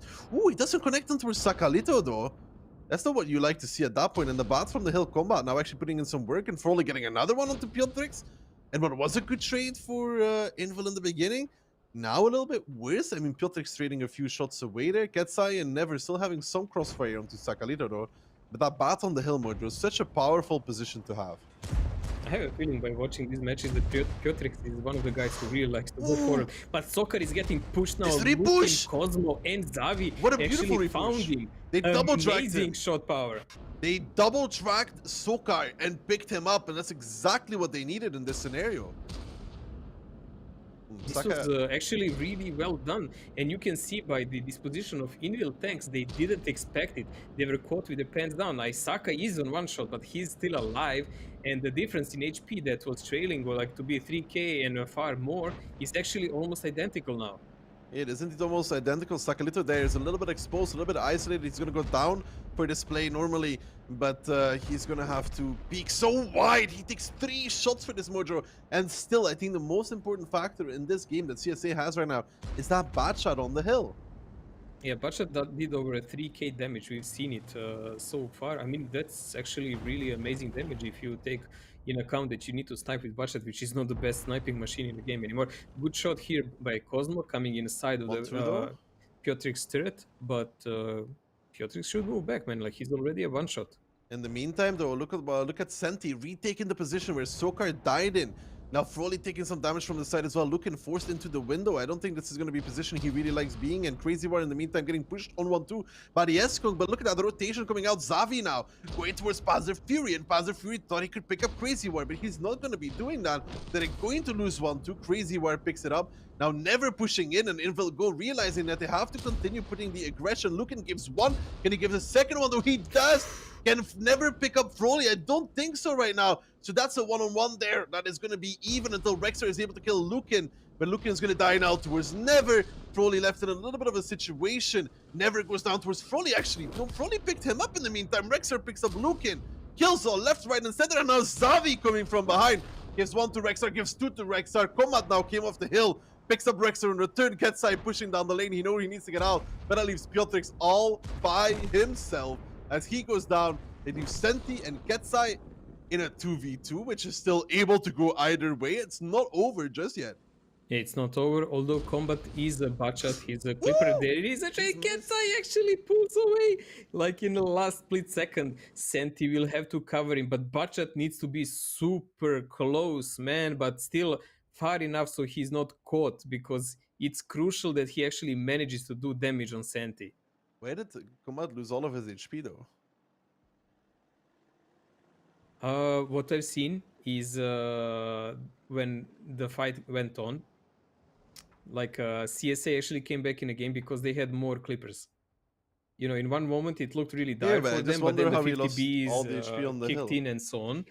But Combat came down from the hill, and I think everyone focused him in that moment. A little bit of sightseeing here. Cosmo now needs to be careful because Senti is coming, by the way. Senti is coming. The timing here could be crucial. Oh, Senti gets spotted by Combat. Combat spots him out as well. The timing. The timing at that moment. Because Senti and Combat spot each other out, but the timer, Mojo. 2 minutes and 45 seconds. Well, we're going to mention again, Invil is defending this round, so they don't really have to chase CSA. If they had to chase them, it would be pretty much already lost because CSA has that budget. But like this, CSA actually has to make a play for a cap or kill or combo of both.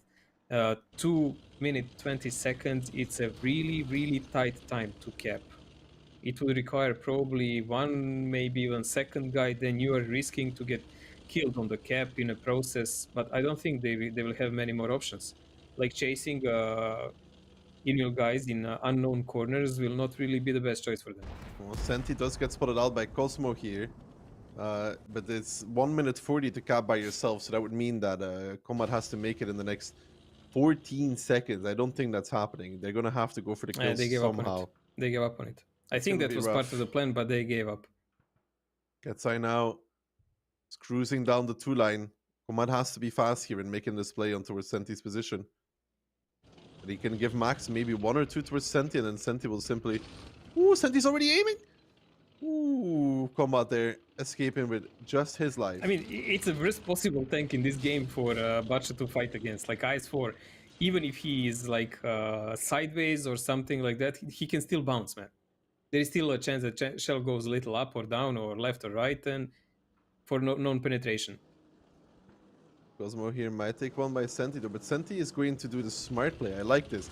Ketsai has readjusted into the D line, knowing that the bat comes off, and now Senti is going to sit inside the courtyard, getting covered by his Eskong friend. And all this time, there is 1 minute remaining, and now Ketsai does get spotted out, but Senti, he might even fight Combat here in a second. Ketsai gets one on towards Cosmo. Combat is now in a lot of trouble, because he needs Cosmo to actually make a play. I mean, this is really, really good now for Invil, of course, because Cosmo is stuck.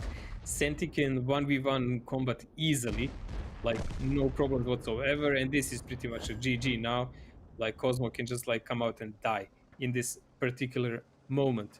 I mean, this was really interesting actually to watch this 2v2 against, let's say, 2 slower tanks against more mobile setup, but where more mobile setup actually has to engage these guys. And I think Invil use their armor like that heavy metal to its fullest at the moment. Probing them, spotting them on time, and then rotating around this IS4, like doing a full rotation with that super conk on other side and taking the courtyard was really great move by them. It looks like something ordinary, but it's not. It has to be agreed upon in advance. How will you do it? Also, the good thing there from Invil is every time they lost the tank, they were continuing to pressure somewhere else.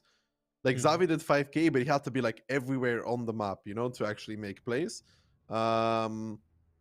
And every time you could see that wherever there was an aggression, I would say that there's some bad traits from both teams where there's like maybe unnecessary peaks that didn't need to happen.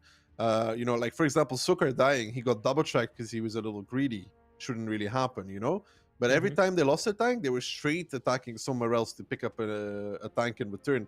And even then, that shot that Cosmo missed on Ketsai driving away could have changed the game at the end there. Before they were in the 2v2 where it took a long time before the next engagement. He was driving down the road and Cosmo barely missed him. If he killed him there, they would easily kill Senti. Well, not easily, they would just play around with him.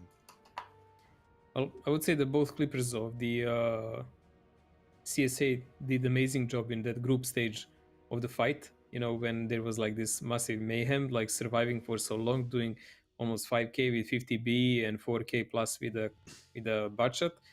As you said already, I'm not 100% sure how Combat lost all of that HP. He was like on 1300 going down from the hill.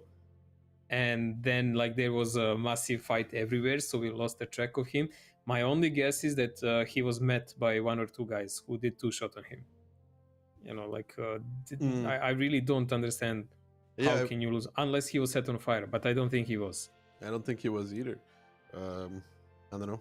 I wasn't paying attention to Combat, but I feel like he should have had more HP left. But it is what it is. Himmelsdorf goes the way of Invil. Now, Morovanka, the next one between these two. We already saw Pozdro and Holovenitsi face off against each other on Moro. Some interesting stuff from both sides there. What are we expecting from CSA and Invil?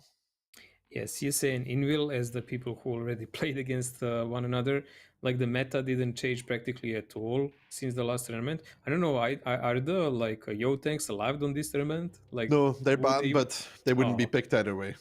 I would like to see a meme with them or something like that. Yeah, they would only be picked as a meme, but they don't replace an E5, they don't replace an Eskunk, and they don't replace a Kran, so their position is...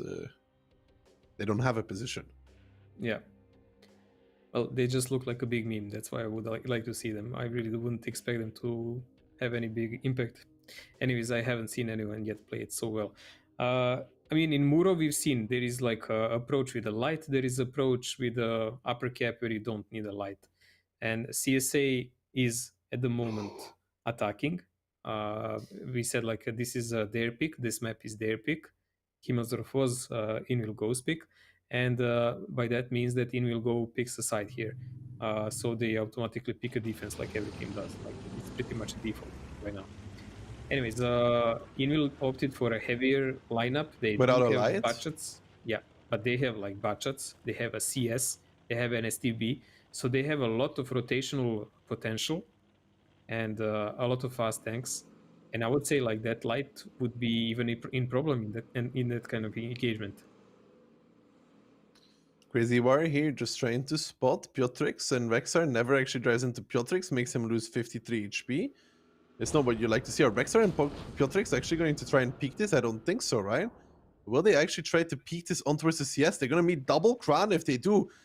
Vexar, Piotrix, this is not the peak, trust me. This is not it. And now they get proxy spotted out. And this is actually okay for CSA. They just have two bad shots locked in a bad position. Yeah, but they need to gather up their forces for this, because if they just carelessly push in, those Conquerors will eat them alive. And that CS on the side. So this is not also like an easy trade for them, because budgets, yeah, they can fall easily, but they The can also I7 flip has side back. shots. Now that is the thing that CSA is playing for, and a way smarter one, like doing some sporadic damage there. But you can see Senti is also doing his damage and his piece of work on combat from his Ice 4. And there you go, instant reaction here by Invil, noticing that I7 is out of the picture, and they're on the other side. They are going for a straight brawl here, alluring the shots from Kranwagen. They're gonna try to clip out, but it doesn't look good at the moment. It does not look good whatsoever as Panther Fury is down towards 415. They get Froly. But I think that's all that they're gonna get out of this one, because Froly made a shield for Lucan. The CS has readjusted to C1. In the meantime, Senti's kind of getting crossfired as well. But it's mainly these tanks here on the corner for the Invil guys. Panther Fury, Ketsa, and Sokar. You cannot angle to every direction at the same time. And Cosmo there, from the buildings, able to put some side shots. But what I like, though, Mojo, there is a rotation already from Invil Go. Look at the bad shots. Look what they're going and look where they're doing. Yeah, this is like immediate reaction we were talking about. Like they know that if they stay and they're just stuck and they're waiting, they're gonna die. They're immediately trying to recover a portion of the map, attacking the I7 who is alone on the other side, and attacking the light. Probably even like in the face of it, they might even ignore the light to a point. And they are trying to make best use of their mobile tanks. So this is important part of Invil play. You need to understand. They like to play mobile setups that will allow them to do these kind of things and risky trades. So they trade one budget for this I7. Was that a worthy trade? They I didn't wouldn't have say, to. because They they didn't already have to. lost some stuff. They didn't have to lose the bat, Mojo. The IS-4, Senti could have killed him, but I don't think Piotrix expected to take a shot from Sakalito and the Eskung and Zavi, who just rotated over at the same time, you know? Yeah, this is like... I mean, Rexar... I was watching him clip and I was thinking, like, are you It sure was you the want one to be shot their too many. mate? Like, It was how the one many shot too people many. will rotate sooner or later? One shot too many, but now Rexar... It's not fun playing a bad shot when every team has a T100 and he's just kind of like chasing you, you know? You kind of... When you play that bot, you don't want to play it one-on-one. It's like on a previous map, when we saw it, like, the previous match, you send like two guys on half HP, but two guys. And then you have a clear advantage and you can do whatever, because there is something called like a Pyrrhic victory. Even if you kill someone, if you lose too much HP doing it, it's usually not worth it. Yeah, And no, this like, budget is already like on half HP and less. if you end up with 5 guns on a 500 HP and the enemy has 3 on full HP, they're probably still going to kill you. Depending on players, of course. That is a True. factor that never be If you're changed. if you were playing if you're playing with meme, you could be 10v1 and you still have a chance of losing. You are so mean. You have not seen what I've seen. You've not gone through what I've I gone play through. with them. I have a lot of fun there. Yeah, well, there's a lot of fun, dude, but you know, there's also a lot of questionable like plays. a mental. You know that we relaxing. have a new term in meme. It's called the Zadhinder special. Okay. It's when your EBR does nothing and dies at some point during the battle. The Zadhinder special. Or when he jumps off a cliff in the crown, the Zadhinder special. In the meantime, though, Panzer Fury to the combined crossfires of Cosmo and Crazy War in C1 goes down, and that's the issue with playing that 3-line ridge, you know? If there's this many angles, an S-Conk cannot really play on it anymore. You can only sit low, and he was already low HP, and Katsai now trying to leave as well. He should maybe take one, but he won't. But CSA has 3 minutes. They could start the cap if they wanted to. Yeah, CSA does have this advantage of like 1900 HP. This is a really decent advantage that the entire tier 10 tank, and it's increasing. Let's mention that. So they also, most of their tanks are almost 100% HP. Like, this is super important because that means they can lose some HP approaching, they can even afford to trade a bit worse, and they can still come on top. This IS4 Senti is a bit of a problem for them because he will connect if someone is crossing, and he can pretty much decap in 1 point. And in 5-on-5 scenario, you cannot really rely on T100 dealing with him later. So I think this is okay what they're doing. They're trying to pressure a bit there, but IS4 there should be covered. He should be covered from the distance. He is kind of covered, but the guys in K2 don't have shots, though. It's only really the not even the S-Con can't help him anymore, Mojo. The Like, cover that's that the you're case, man. talking This about, is the big gap in the defense, man. the IS4, he can't run. He can't go anywhere anymore, and Xavi gets 2 free shots on him as well. Now Crazy War coming in, doesn't connect. That's that IS4 armor. Ignite as well? Crazy War burning? A second fire, Senti? Come on, do it to him. Do it to him. Second fire on Crazy War! It's going to burn to death, and Xavi bounces! Xavi bounces on the IS4, he's my reloading now! IS4, the T100 gets his shot on the massive side. heavy metal. Oh no, Xavi now takes one more. Another Ignite! Sakalita's on fire too! He's burning as well. That's another fire, and Inval goes recovering. Xavi bounces, another Rexar picks up Xavi and CS Throw. CS Throw! That's their new name, they're throwing. Nah, Oh, the no. new name is CSA on fire, man. No, Seriously, dude. if you would imagine a scenario where CSA loses this in overwhelming fashion, this would pretty much be it. Let's not pen one shell and then let's get like 3 fires on our team in a row. 3 goddamn fires in a row, man. Yeah, well, Immortal IS4, dude, like he I is will more say- durable than I will Meritorious. say that Crazy Boy could have pointed his front at the IS4 as well, though. Like, if you already consider CS burns all the time, Mojo. It Wow. literally burns all the time. He had time to turn towards. But I've got a real question here, and I'll ask Insane the same question later. They had 3 minutes or 4 minutes left still on the clock. They have a perfect amount of time to leave the Kran there, covered by the S-Conk, C1, or on the far back, and play on towards the cap with the T100, and put like the VZ or whatever in the south, with the CS covering. What would stop CSA from I free don't winning think this that was a game? bad play, man. I Uh, seriously don't. Like, I- they actually realized IS4 is a low. I think this one. And they I should have still taken think him this out. one is more risky. It's just like gods of RNG were 100% against them. True, but I still think this one's more risky. I mean, Nonetheless, Senti, the infernal heavy tank player, like, come on, man. I know, but like, isn't it still more risky than just playing off of the cap, which is guaranteed?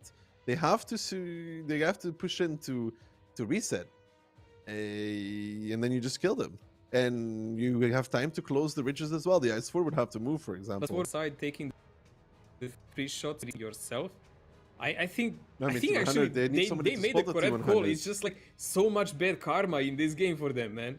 I don't know, like I kind of don't feel like Invil Go deserved this win, but they wholeheartedly took it for sure.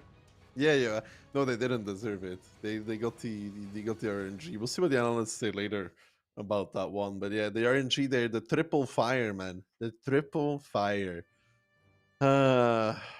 This is where you get the Twitch route to go like CSA, but instead of the A, they do Omega LOL. Because that was, yeah. Yeah, when you were saying he's on fire, I was thinking, yeah, his tank is on fire and his cherry's on fire for sure, man. Like, I knew the come on. double fire was coming. The gods say it. But he should also maybe face, there's this thing on your keyboard, Mojo. It's the key binding that turns your tank left and right. Now, when you press the right key, in this case, the D key for crazy, it starts rotating the tank. Now, what that does, believe it or not, tankers, tips and tricks with the kill sword, when you point your front at the enemy, you're less likely to get set on fire. Yeah, I guess they thought he will die by that moment anyways. So whatever happened there, it was an RNGesus, let's call it like that. We are moving to already a match point. Again, not something I would expect, but here we go. I usually do the kind of bad judgment calls on results in a first day. So 3-0 for Invil Go, a match point, a last possible round of this game.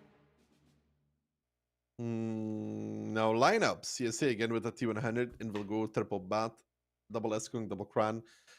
For CSA I7, Kran, 277, Eskung, Bat, CS, and T100. They picked one of each. Like everybody gets to play their favorite tank today. It's a really versatile setup by CSA, I must say that. I mean, Invil has some kind of, like, you can see 4 cooldown tanks, 2 are fast, 2 are slow for anchor, 3 butshots for rotation. Okay. It's kind of simplistic, but you can play it in various ways. But CSA, mashed potatoes of everything, man. Like, I even don't, I mean, I'm trying to see what they're going to try to do with this, but it's really one for everything. It is indeed one for everything. They have the T100 double should, Kran like, pushing up team by up with themselves. Bat, I guess. Yeah, but double... Ooh, Cosmo, is he really going to go for this? It's cheeky. It's very cheeky. It's level 100 of cheeky.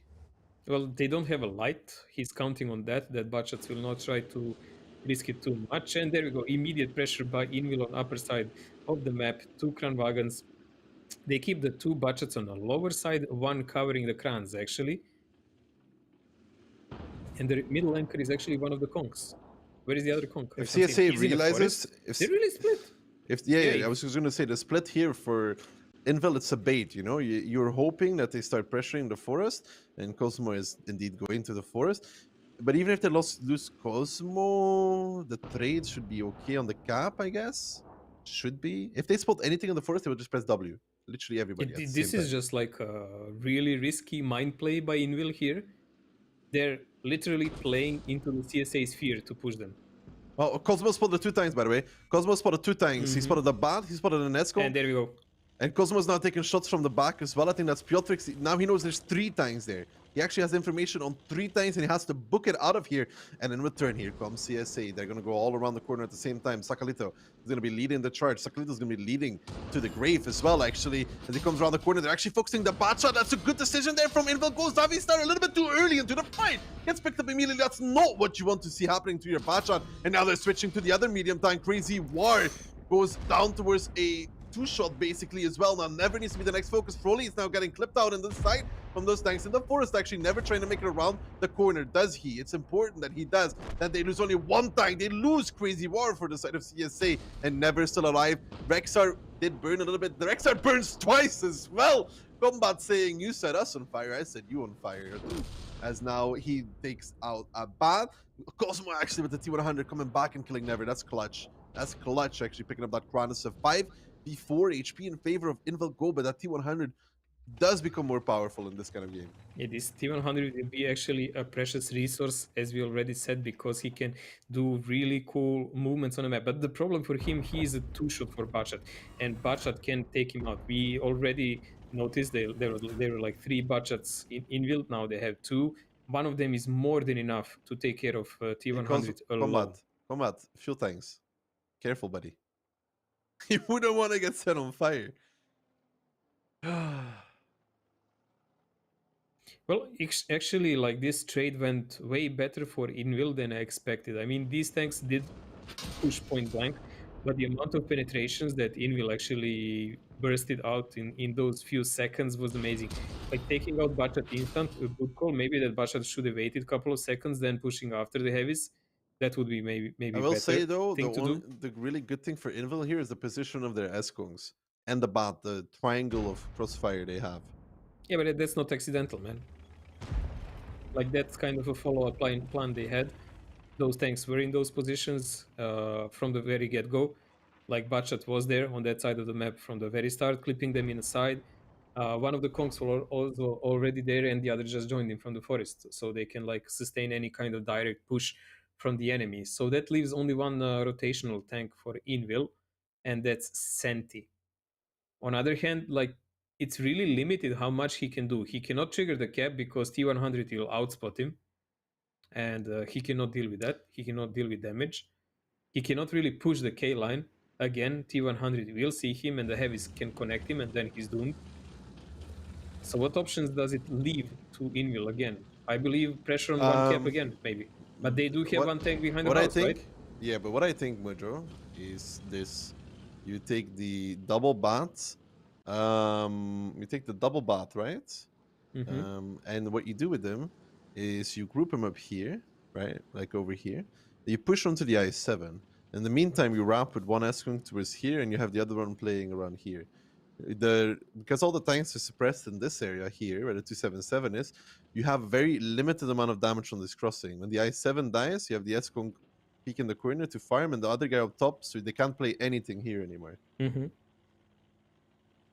Well, it does look like this is the logical choice they opted for, but CSA should be aware of that. Although they are lower on HP, I mean, Combat is pretty much the only guy who has any remaining HP beside Lukin.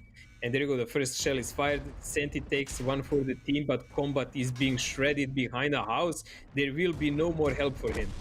Yeah, and in the meantime, you can see those double Eskongs doing exactly what they have to do. Start using that DPM on Lukin is the first one. Panzer Fury, no, Senti picks it up. Stakalito is the next one on the chopping board. As Panzer Fury, no, Piotrix picks it up, leaves Cosmo. A beautifully executed, clinical endgame push there. The exact right one that they needed by those Eskongs actually being on the 3-4 line there on the outside pushed all of the CSA tanks down so much. I would never expect a clean swipe like this from Invil toward the CSA, but as Insane already mentioned, like CSA is one of those teams, one day absolute champions and heroes, other day it doesn't work that well. Also, I would say in today there was some like RNG against them, but what can you do? At the end of the match, it's 4-0 for Invil Go. It's so decisive that let's just say that it would have been 3-1 at this point. 3-1. Yeah. It should have been 3-1, realistically. The comebacks are possible then, you know, but like this, it's a really depressing loss for CSA, and such is life. What can you do? Yeah, at the end of the game there, those 4 players from Envil actually playing very well together. And also, I would like to think or point out that in my most humblest of opinion, the Bachat shouldn't be the second tank driving in either. No, that's what I mentioned. Like, I think he should have waited a bit. You let the heavies go first, and then you come in with the bot to make the clip, no? You make sure that the crowns fire like 2 each, right? I guess? Like, Xavi is actually a good vehicle in clips. Like, we've seen him on Himmelser do 5k damage in 50B. You cannot do that if you don't have any map awareness, you know. But here, players, I guess, they get ahead of themselves sometimes, and they do make those kind of mistakes when the shot is called. That's it. Yeah, as our final analyst pointed out, the Bachat either goes as the tank that is one of the last to secure his clips or cross towards the building. Either would work. You just don't go first or you don't go second. Either you go in late enough that you make your clip and you can get out, or you go to the buildings. And a Bachat would have been really useful for CSA there to have. If they had one extra tank, they could actually do something, potentially.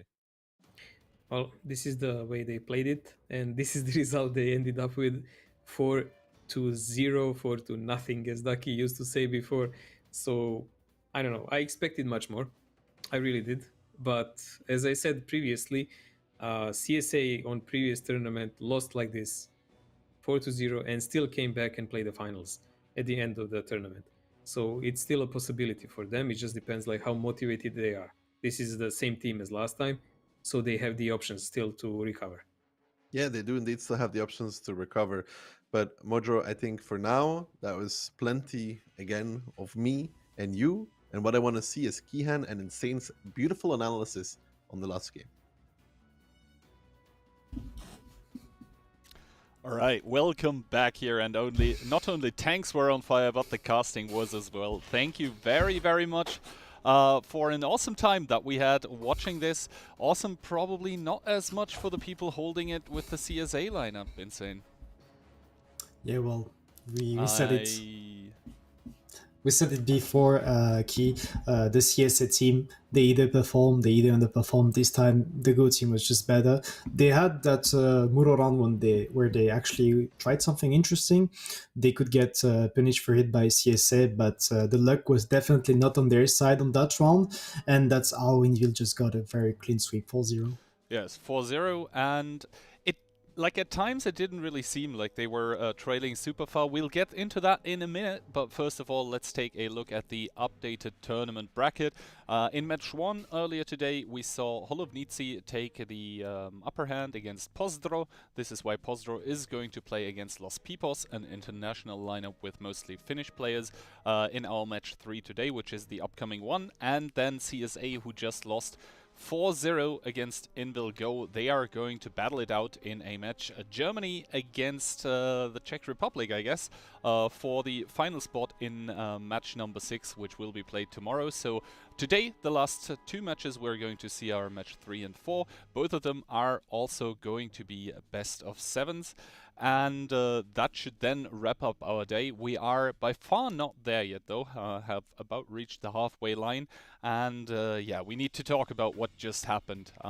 There were a couple matches where it seemed like CSA was either unable to bring it over the finish line, or RNG was preventing them. I'm mostly talking about the triple fire in one game and also the Himmelsdorf game, where they had such, I don't know, advantages, positional gun advantages, HP advantages even, but then somehow, somewhere, Invil was able to bring it back. Yeah, you can expect that from them. What's really good from the side of that Go team is that they're capable, even when they are down, to recover very fast. Whenever they just lose a tank, they are gonna bounce back, and they're just gonna take an aggressive play to just respawn and take some tanks from the enemy team in return. That's exactly what happened on Himmels. They also react and rotate fast. You could see that on the Muro, the round that they should probably lose. They still had an answer. They didn't sit and let CSA just take the easy win. So well deserved from the side of the Polish team that is going to be moving into the winners bracket. They're going to be meeting Holovnici tomorrow. That's probably the 2 best teams we can expect. They know each other so well. They are teammates in the Invil 15v15 team, so that's going to be very, very spicy tomorrow. But as you said, for now, we're going to be focusing on the losers bracket matches. And probably have a look at the replays when they're going to be ready.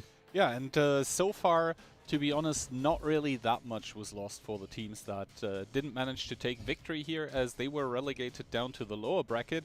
Now, we have arrived in the lower bracket for the today, and this is where the hack and slash basically begins, because if you screw up and you lose the match, then you're out of the tournament. There are no second chances anymore, so any and every team that we see lose now, we're not gonna see again in the tournament.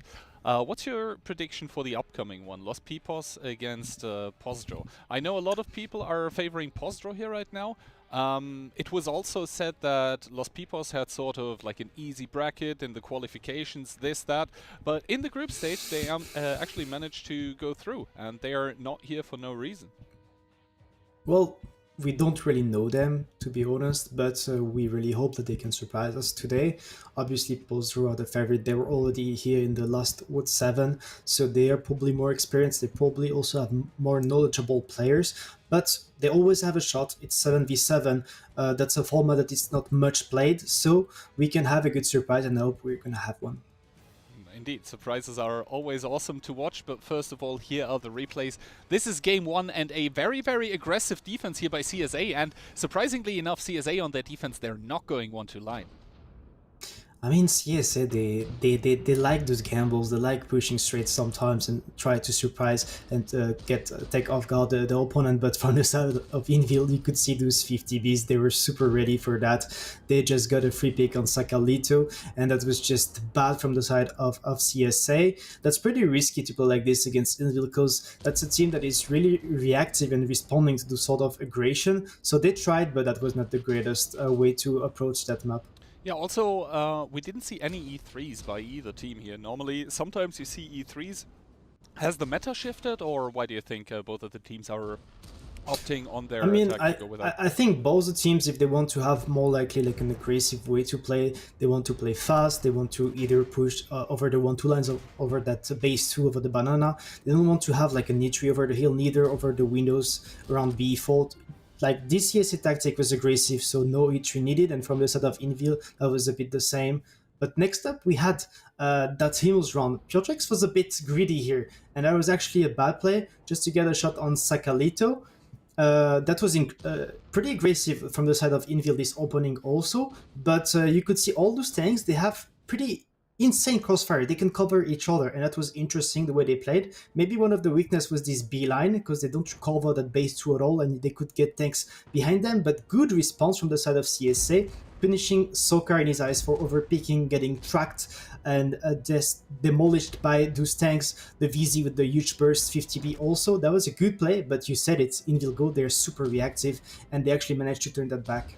Yeah, they are managing to turn it back, and at the moment it's like on player skill and also on communication, right? It's 5 against 6 people, a lot of one-shots, a lot of peaks that you don't want to do, and it seemed to me like the cohesion within the Invil team was just more there than for the side of CSA. They knew where they had to take the engagements, they knew where they had to peak. I mean, Zavistar with a beautiful performance in his 50B, but one player in a 7v7, he cannot be everywhere at once. And yeah, he was unable to put his fellow players into the bag and carry them over the finish line.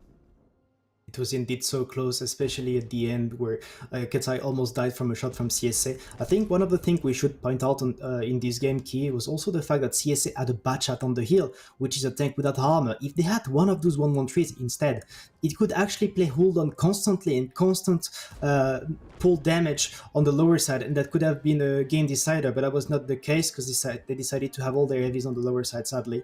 Next up, Murovanka. That's a map where Invil is playing a lot, and to be fair, very surprising. I've never seen a team open like this. That's probably a good counter to the 4-5 line straight push, but CSA, they decided to go over the 3 line, and that was actually a great call.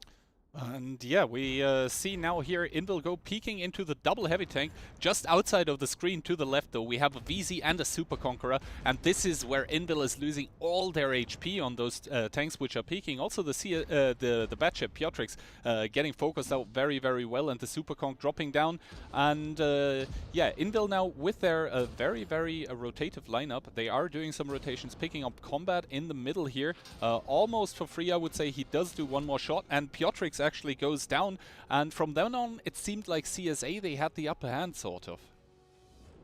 Well, they definitely had, because since this Bachat died, this Tihunda could just solo play the forest, outspot the Bachat and play over hit. But from the side of CSA, they decided to make that push the most common push to take down Senti. But Senti, he was blessed!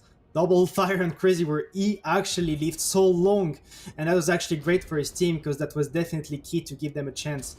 And yeah, I'm not sure I agree with what Darky said, that he should simply turn his tank, because he needed to go to the house first to be safe from the other tanks. Otherwise he takes more damage for free anyway. So yeah, I guess unlucky RNG, as one of the commanders in the games tends to say. And then Zavistar, yeah, he doesn't even finish off. Senti gets picked up in return, and from there on Sakalito had also been burning. It was just on fire, but not in a good way. I mean, Daki mentioned that you could also possibly pressure the cap with the light, and that could be a bit safer, but you would need the tank on K6 to cover, and you would be very spread. So that way to play from the side of CSA was pretty standard, and maybe if they had a better luck, they would actually get a good result out of it. Sadly, Invil blessed on that round. They managed to take it 3-0. They were already on a match point, and they were then attacking on Murovanka. Yes, and their attack, very, very split, but I think they worked it out all before. That basically you see the Superconk and the Batshot, they are everywhere where they can basically shoot. Yes, they seem out of game, but they can actually empty their clip, and I think, yes, Zavistar did misplay here with the Batshot. He went in too soon. He either has to wait a bit or go to the building, something, but not go in as second tank. He got proxy spotted, so they even were able to hold their shots and just focus him out. He got 2 shots of damage only out of his 5-shot clip. Rexar getting set on fire here, so a bit of luck for the side of CSA, but I think InVilGo just had the lines of fire from the E-line just too well figured out. I mean, never. He actually managed to get off that. He's gonna go down from the Tihunda, but that was well played. You could see they burst the burst damage from the Crown, from the Batshot. They lose some tanks, but in return they make massive amount of damage. And the Batshot dying straight was bad. And then Invil, they managed to find the weakness of that defense, even if CSA was 1 tank up, pressuring that ISN with that double clip potential on the Batshot, overpicking with the S-Kongs at the same time, utilizing that DPM, focusing down, looking. And that was really great from the side of Invil. That was definitely the play they had to make, and CSA, they were just without any response against that. Yeah, I think at that point in time, CSA was just, you know, locked in their positions. They didn't really have any way to respond anymore, because how do you actually counter that double Batshot push? You don't. That's the simple answer. And Invil just clean sweeping here, showing good stuff. I'm getting a few flashbacks from the past tournaments where we had only clean sweeps. Let's hope that doesn't happen today, especially not in the upcoming matchup where we will see Pozdro against Los Pipos. So if you don't have any last thoughts anymore that you want to share, I guess we can hop over. Yeah, I guess we can go back to the castles. Thank you very much, Kihan and Insane, for the analysis. And also, Mojo, when rewatching that second Himmelsdorf round, they also noticed a few more things. You know, Froley getting high rolled by the Eskong, Katsai to die, 434.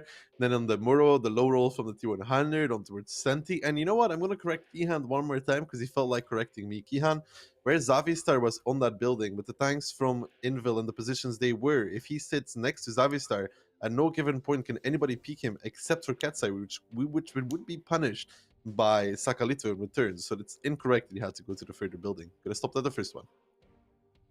I just think at that point he more or less almost gave up, man.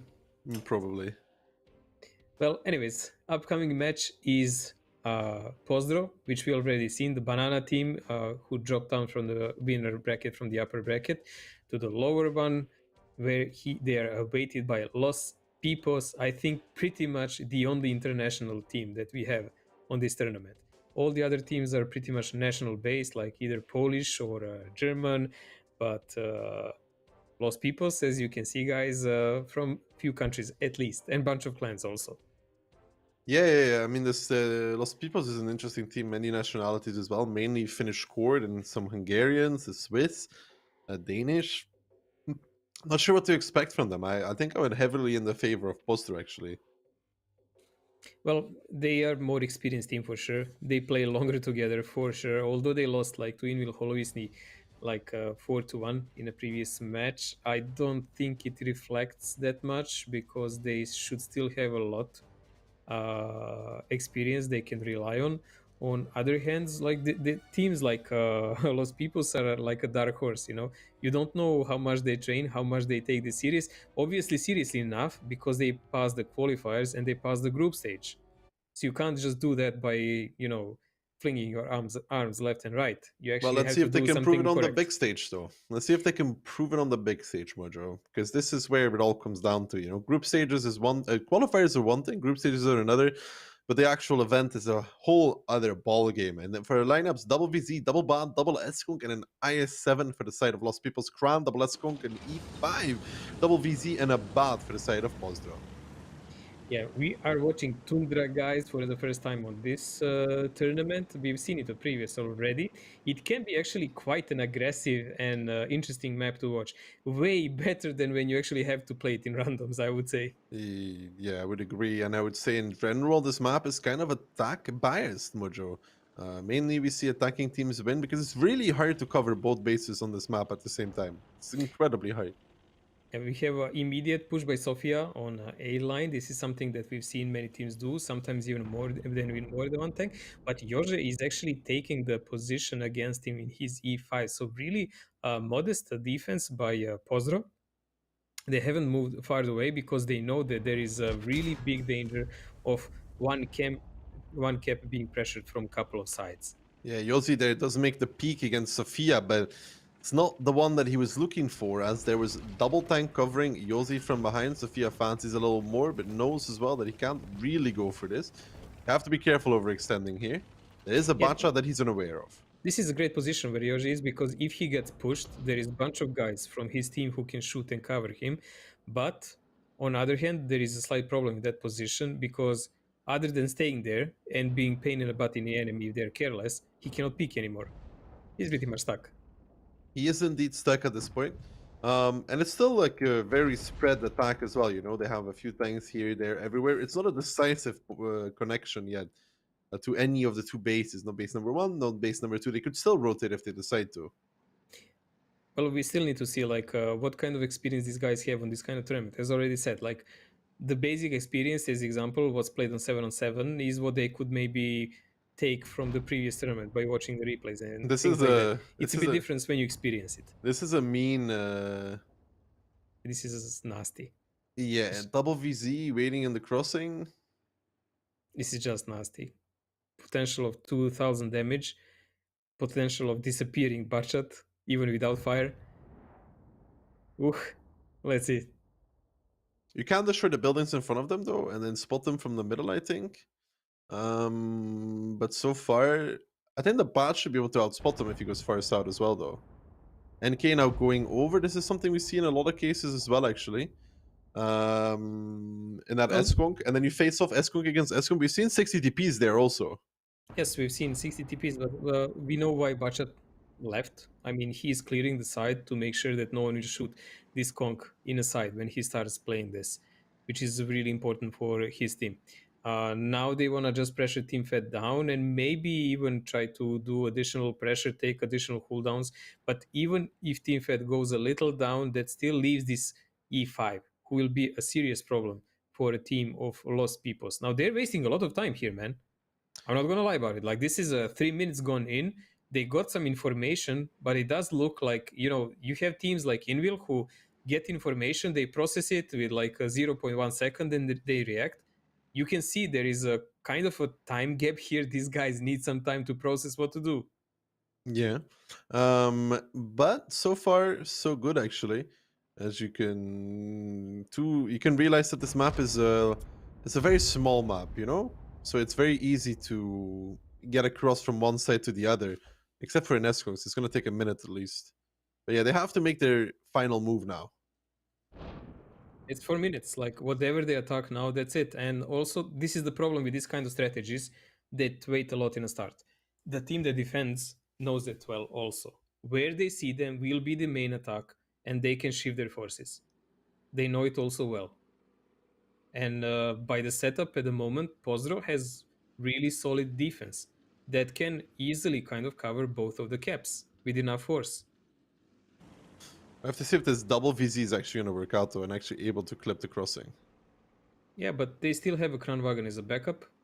Super Kong right behind them, another Super Kong right behind them, It's a lot. It's gonna be a battle on both sides of the battlefield, and I don't like their chances here that much. But it looks like Pozdro is actually thinking they're doing the other side, and they abandoned the G1 position with Kran. That's actually gonna lower their possibility how to fend off this quite a lot.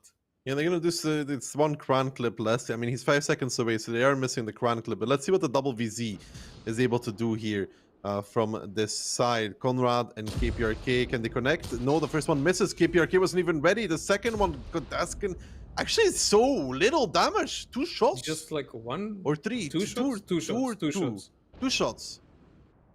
2 shots is all they were able to connect, and now the cap's going to get started, and this is the issue on this map. In return, Sofia's going to get pushed, but they need to start triple capping immediately. NK is kind of 30 seconds left, much. You'll see trading against Sofia didn't really work out for him either. NK is getting out traded though, But even if they lose Enki, even if they lose Sophia, the cap is 27 seconds. Yeah, I don't know what is like Pozdro doing at the moment. They gave them a lot of positions to play from.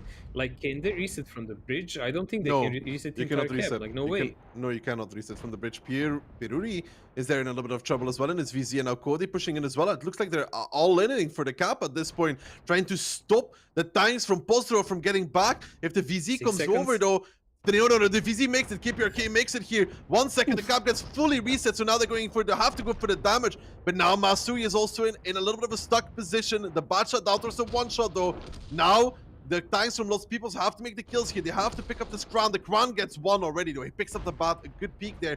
Can he get Pazuri as well? That would be huge if he does. It doesn't seem to be that Orchak can though. But 1 minute and 40 seconds, Mojo. The time you were talking about, it's biting Lost Peoples from behind now. Yeah, Orjak is still alive. That's the funny part. I mean, for sure, Superconf will pick him up. That's not even a question. But at the moment, Los Pipos, although they have more HP, they don't have the luxury of capping that easy anymore. They have Like, to drive the only 3 cap guys they can back on the pressure is cap. cap number 2, and it only takes like one guy to decap them. But they can cap under though. This is the one good thing about this map, is that what it allows you to do is you can cap here again. Like this little hill here, you can cap under it. I understand, but there is still a tank on the other side. Yoji is on one shot, but he's still there. Oh, Fed tracked Puri. I don't know how to say his name, and Fed picks him up as well. That's a good there from Fed getting a crucial kill, and they need more. Ooh, nice Cupola shot there. Nice Cupola shot. I wouldn't know how to say his name either. Pierre. Yeah. No. I'm There gonna call him probably is I'm some gonna like call kind him- of pronunciations. call him I'm gonna end up saying cactus in his rear instead of his proper name. You know. He's from now on he's Pierogi, dude, instead. Ooh, Yeah. Cody gets Yosi Finish though. pierogi. Yeah, the cap will go down to 25 seconds. Nah, it's one reset. 25 seconds. It's 23 seconds. The cap will already take too long. It is over. One reset is all that Pozdro needs at that moment in time to win the game. And they will get it. They have enough HP. They just need Kubash to survive. That's it. And even then, RNG say, but never mind. RNG deleted one of the tanks, 2 tanks of Lost Peoples because all of their HP is sitting on Stig. So Stig is Cody, the last guy Cody. remaining, Just say and Cody. that's gonna be it. just call him Cody. That's what everybody does. Really? Yeah, just I call him kind of Cody. like Stig, man. Like Yeah. the driver from the show. Okay, well, you call him that way. Just call him Cody. But yeah, the time there, unfortunately, the timer running too low. You're correct about that one. The map is short, but because if they did this cap play, and even if they lose Sophia, and even if they lose NK, right? They could, when Pozdro pushes back in to reset, they could kill those tanks and then actually work the map. But And now, they could have kept like one guy in cap and the rest like to watch the perimeter and stuff like that. It just like took them a lot. You could see that's the inexperience we were talking about. It took them a lot to communicate what to actually do, even with the information they had. Like they gathered some information, but they just took time to process it. It's just like what you can see from a new coming team, the difference between someone who already played the tournaments, they approximately know what they want to do with the map, they approximately know the angles and how to approach it, even without like some humongous preparation. And the guys who are there, like as example, first time, like no matter how great player they can be individually, it's just gonna take a lot more time to accommodate these kind of needs. yeah, and I would say still that Tundra is attack biased in general, because you saw how hard it was for Pozdro to win this game, even with the timer being this low. It was really hard, because it's just covering both caps at once is a really, really, really hard thing, Aimo. It's really hard, because you can get pressured by all 7 on one side, and you don't, or you're never really able to establish the crossfire angles to cover all of your teammates. But Pozdro picks up the defense. Let's see what they can do on the attack, though. Yeah, it's 1-0. As we already said, it's best of 7 all the way. Only the final game of the tournament, only the final match of the tournament will be best of 9. Usually we had like best of 5s in lower bracket, but I guess it kind of made those matches a bit cringy. I think this will be better. It will give a better chance to all of these guys to kind of take a breather and come back into the game if needed. I mean, their start wasn't that bad, right? They took positions, but then they took a long time to decide what they wanted to do exactly. Yeah. Well, we will see. Like, experience is gained only by playing. There is no shortcut to it. Like, I mean, at least in these kind of days, like you can see a lot of previous tournaments and you can, exploit the experience of other players, at least partially. Like when everything started from these tournaments, you had no role models. You had nowhere to see anything. Everything you had to do was create, and you play from the dark toward the enemy. Like they had no idea what will you do either.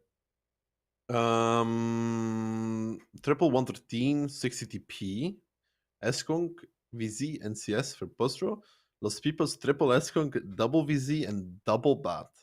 It's very, very rotational setup for a defense on Lost People, but 60 TP, as you already mentioned, and the position where he will play is usually the one that you mentioned, revolving around the center of the map on that DE line. Yeah, E5. Cooldown. Yeah, but let's see how will they first deal with those two budgets, like what actually Lost Peoples want to do. They're constantly crashing in each other, I noticed that. Yeah. Pazuri doesn't need those 3 HPs anyways. But yeah, so far, so good. They're going towards the south with a double Bat, and the double Bat did not get spotted, obviously. The CS will go there. He will catch anything else that wants to cross, but a double Bat shot, you won't see. You might actually take some shots from those Bats. I'm just wondering, like, are those like Bat kind of a gimmicky trap? You know, something that you do more or less blindly against the team. You risk something else. As example, that Super Conk in this A3 position at the moment is a super huge risk. Because if there was any kind of significant push by Pozdro on that side, there would be no salvation to that tank. Like, he's too slow. He would start moving back toward A3, and he would have minimal backup. NK and Orchek spotting each other out now. 60p wants it. He knows that he can't overpeak though. Not much. Mm-hmm. I wonder when these Bats are actually going to try and do something. Probably when the tank starts getting spotted on the other side, they're going to try to go from the back and clip, hoping to catch one tank alone, and then dominate the center. Pazuri is actually rotating already. But they're not doing it. Like, Kubas was just spotted now, so Los Pipos actually know that he's there. They know he's there. And they're just not doing anything about it. Well, the team's rotating to the north though. Have to keep that into account. Only the CS remaining on the south, and it looks for the side of Postro North is their engagement. But you can see the 113s starting to group up there. Conrad, KPRK, and Masu going together. Orchek getting the ignite onto Pazuri on that crossing. That big 60 TP alpha gets 500 for free on top of that. I mean, everyone in tournaments or even in randoms risks and plays with rations more than with fire extinguishers, because you just like risk it for a biscuit, you know. But when this happens, you're always like, God, why me? Why? Like, Cody is trying to hold his corner, but as I said, like, he cannot sustain himself against a couple of guys. Also, going and playing toward this side is not the safest choice where he went now. He can actually get pressured from multiple sides. But then the Vizik and the Bat from E1 can cover him, though, if it comes down to it. Yeah, but it's way easier to kill a tank here than when he goes behind the other corner toward the red line. Mm-hmm. Way easier. Also, it's much harder for him to maintain himself and shoot, because he can only shoot in front of him. He needs time to turn the turret to shoot someone in the back, while if he was on the other side, he would just shoot down the line and cover the other conk also, you know? So you get 2 for 1 in that position. That's why people put E5 there, because he can actually slide down way faster. Yeah, the rotation is fully spotted though for the side of Los Peoples. The double Bat, the VZ, the Skunk, they all know where they are for the side of Postro. Can they hold this repush that looks to be imminent? The positions here are strong though for Postro. Fed up front, Masu in crossfire, Conrad in crossfire as well. Fed, little too far for my liking, a little bit too far, but... Well, 45 seconds to go. Cody and the guy with the Polish pierogi Finnish name. Ooh, nice shot there, Sophia. Sophia has shots on Fed. Really? From other side? Yeah, that was Sophia from the far back. That was really great, actually. He was high enough so he can be shot from that little hill. But I think Fed now, you know, for as nice as Sophia's angle was, Fed is The just guy going from the behind hill should corner. be controlling him now. The guy from hill should be controlling him. He should be able to see Sophia and shoot him from there.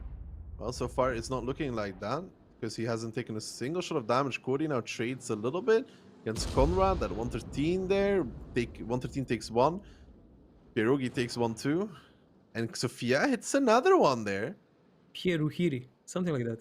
Okay. Yeah, well.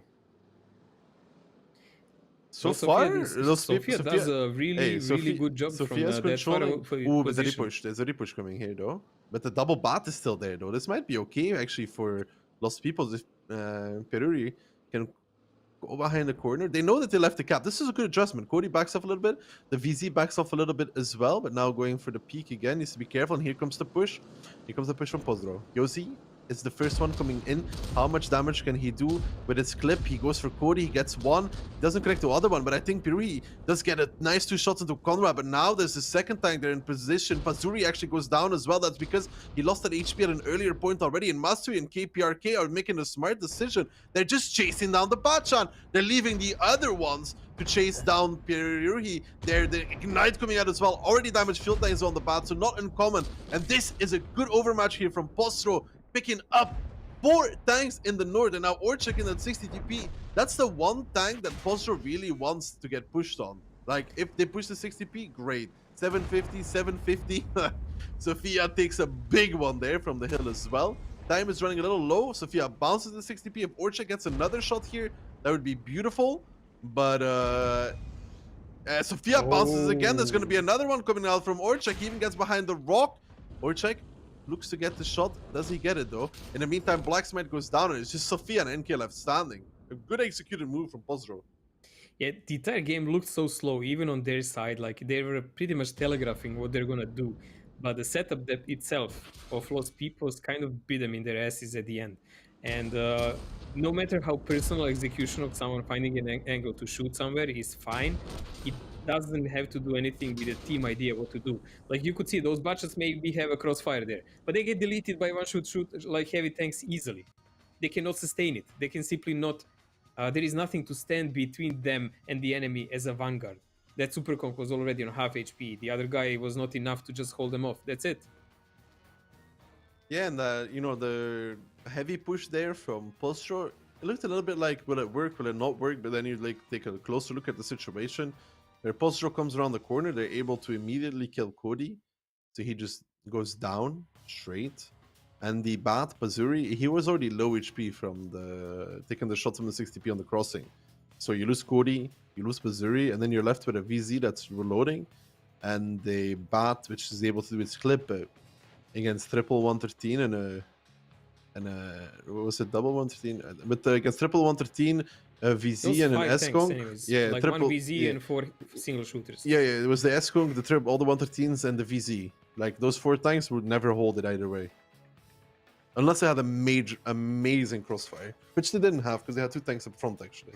As I said, like, the biggest problem for them from 4-1 was that Conk was on the wrong side. Because when you fight there, you leave that one guy. You don't approach with another one. Because that another one doesn't plug the hole in your hull, you know? It doesn't, like, stop the water. It just, like, adds another guy who dies easily. So you put one guy in that corner toward the red line, and then the other guys from distance are making a crossfire and they're sniping and they're making them bleed and pay for every meter of the space they get there. But in here, we saw, as you said, like, when they push with those 5 guys, and it was telegraphed. It's not like they didn't know it's gonna happen. Yeah, because they left the cap, so it was yeah, they left the cap and they were all on that side. They can't teleport on the other side of the map with those tanks.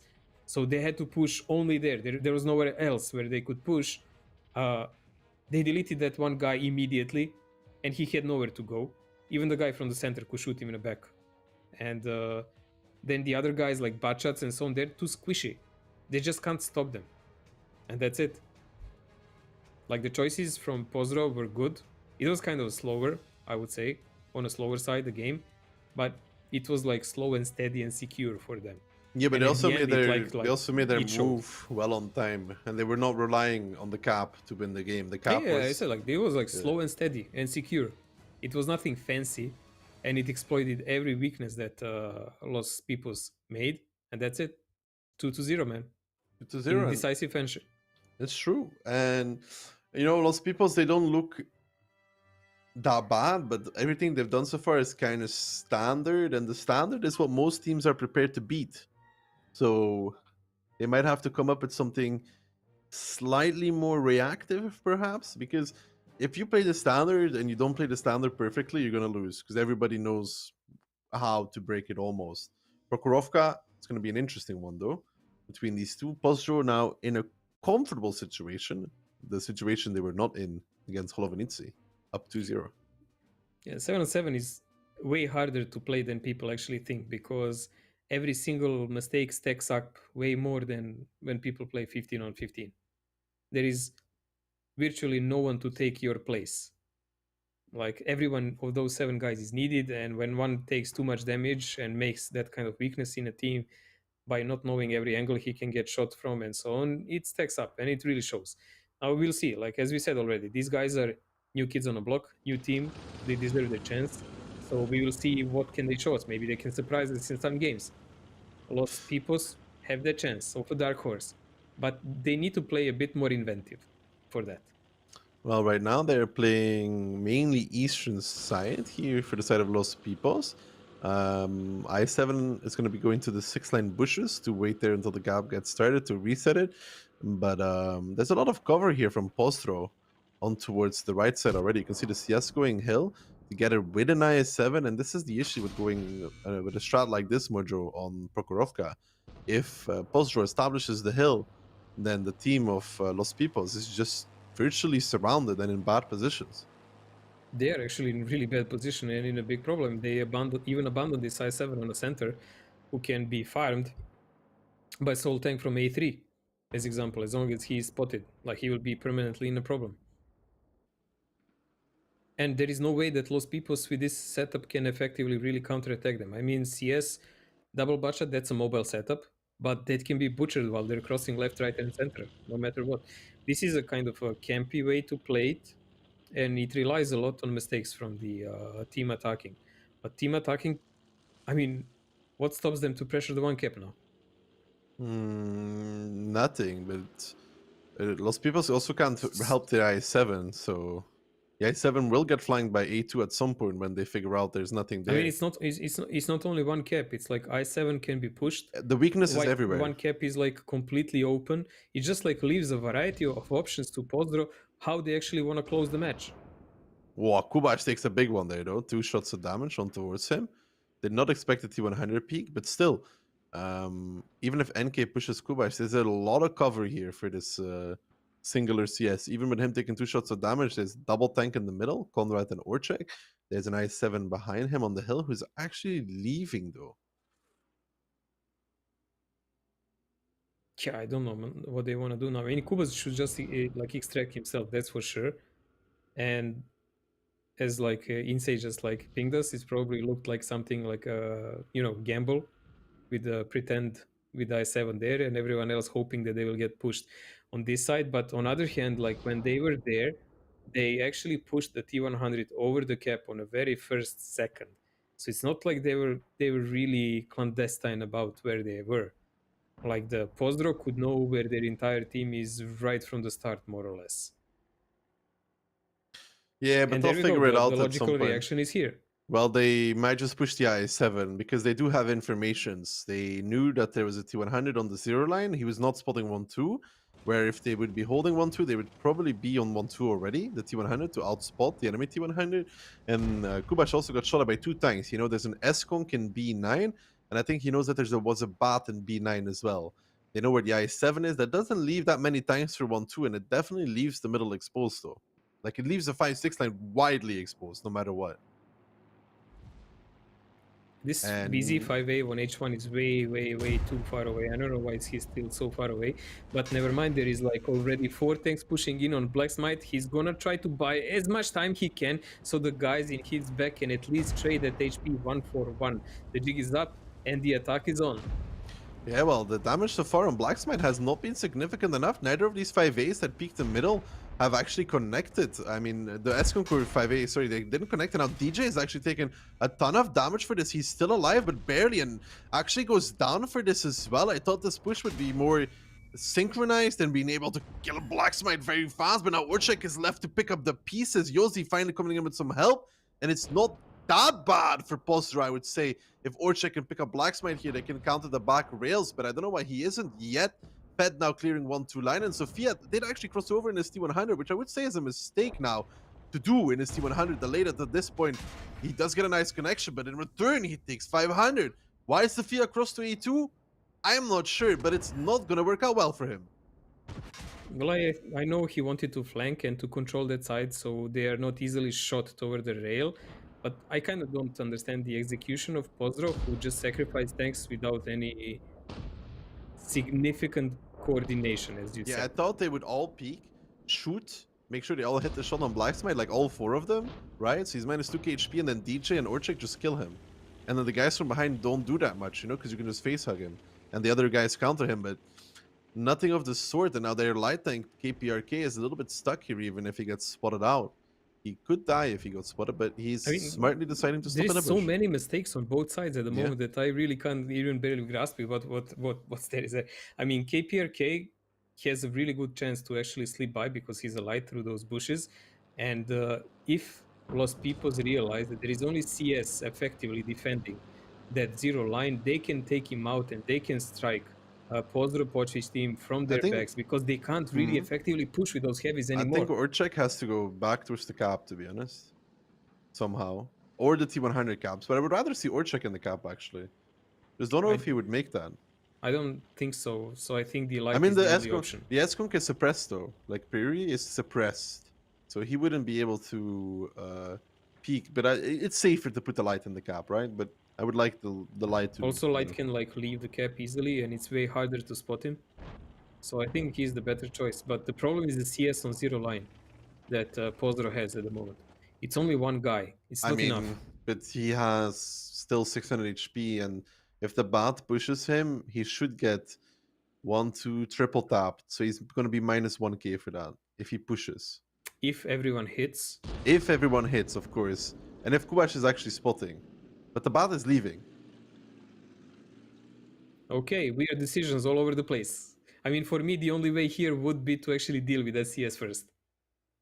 Like, I would throw even it's 1 minute. It's 1 minute 30 now. By the way. Yeah, I would literally put 2 tanks to deal with that, and then you deal with the heavies later. I think there's just going to be a full repush here now from at this moment in time from Los Pipos, because they really only need to reset a few times. Or even kill somebody on the cap. But Cody already taking damage from the hill as well. And here comes a full repush. But who are they going to keep to survive then? Now we have Fed going into the cap to draw back as well. And this was good here by Pozdro. You saw those 2 tanks at the rails. It was Conrad and it was his buddy Yosi. They were there, but they pulled back just in the nick of time towards F2. And now it's a real big issue for the boys of...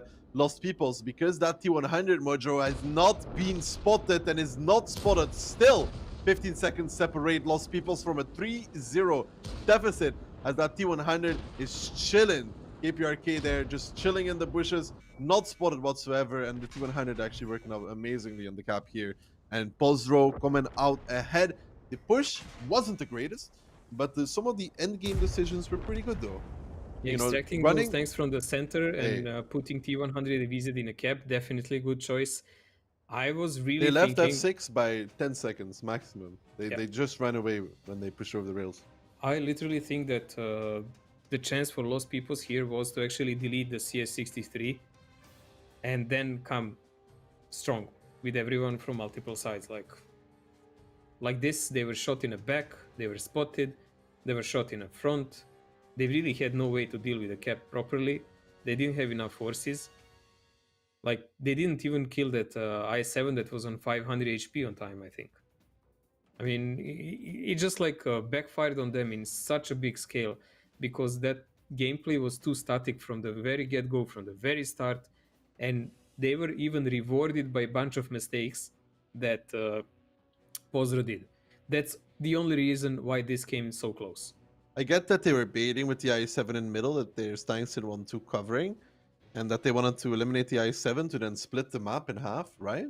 But then they have to make sure that they connect the shots with all the tanks, because now this i7 took basically virtually no damage in the beginning whatsoever, and I would say that the i7 of Blacksmite even misplayed a lot, because you saw how he was in that He position. tried there, to run right? away. He should He have tried to run closer away, to the and what rail. happened because he ran away? What happened? Shot The him, yes. S-Kunk peeked over and started shooting him in the side. I think if he stays after he took so little damage under that little ridge there, where they Yeah, he fully would have make to them pay way more. he would live.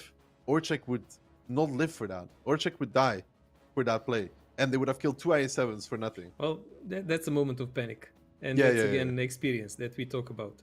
Like sometimes you, as a player in higher levels, you know that you really must endure some damage in some position because eventually it will be beneficial in a longer run. But it's a split-second decision. Like once you press the W, it's already over anyways. So the result is clear at the moment. Pozdro leads really deservingly 3-0. Like Los they Peoples stumble has not from shown here enough. to there. Like they make mistakes. Yes, The execution that's why they're on isn't- lower yeah, bracket. the execution wasn't perfect, but It was never a question. no, but they deserve to be up 3-0 because Los Peoples hasn't shown us enough to actually deserve or warrant any of the rounds so far. You know, round 1 they ran out of time because they made their move to slow. Round 2, a very standard defense that got read by Pozdro With quite mistakes, easily. with a lot of mistakes. Yeah, round 3, this Proco big openings they left in their defense, big gaps as well. That got exploited, not 100%, but got exploited nonetheless. So they don't deserve a round so far. But let's see if they can deserve the next one. Already, they're bringing a 2-6-1. This will make them. Yeah, it's been a while. It's been a while. Okay, I haven't seen an art in 7-on-7 in a long time. Like I think probably last time maybe on steps or something like that. But let's see how they plan to actually utilize this 2-6-1 and survive. I mean, Pozdro does have an STRV, but still, even STRV can be pushed forward and take offensive position to snipe while the rest of the guys are clawing into the enemy. Like, this is kind of setup we camp and hope that enemy comes to us or something. Yeah, well, there's of course the need for Pozdro, but the Pozdro lineup is not that good at pushing though.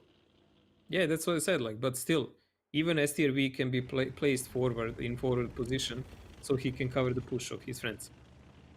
I mean, having 3 i7s be careful. is really strong to play the push. I thought he was gonna go over the rails for a second there. Made me real worried for his life. The double i7 does get spotted out though by Pozdro. Konrad and Kubash have been spotted. They know that Pozdro might want to try and clear the hill. You know that this game could have been already over.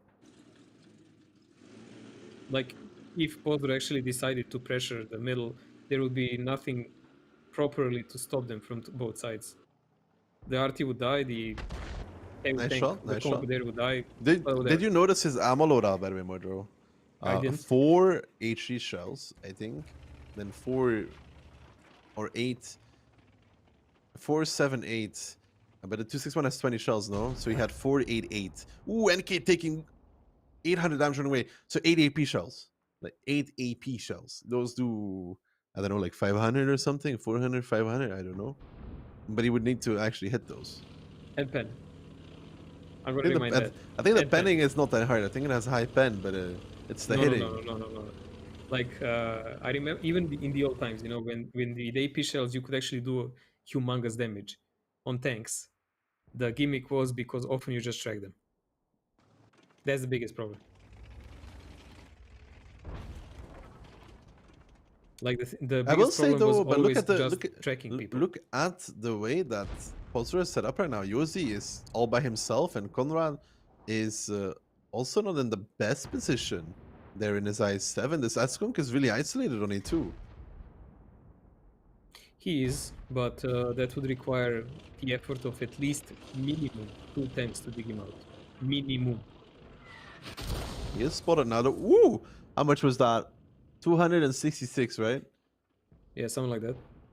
I think Pazuri should be in K1 already, by the way. Cause... I mean, with feed modifications, there is a one on heavy tanks that you like can take less HE damage or more. But when you spec a tank for tournament, you don't expect like Arty stuns and whatever, you know. So you probably spec it against it, so you can even take more, I guess. He misses that one though, and now actually Pazuri is in trouble here as Pozdro is pushing off the hill. Orchek, Kubash.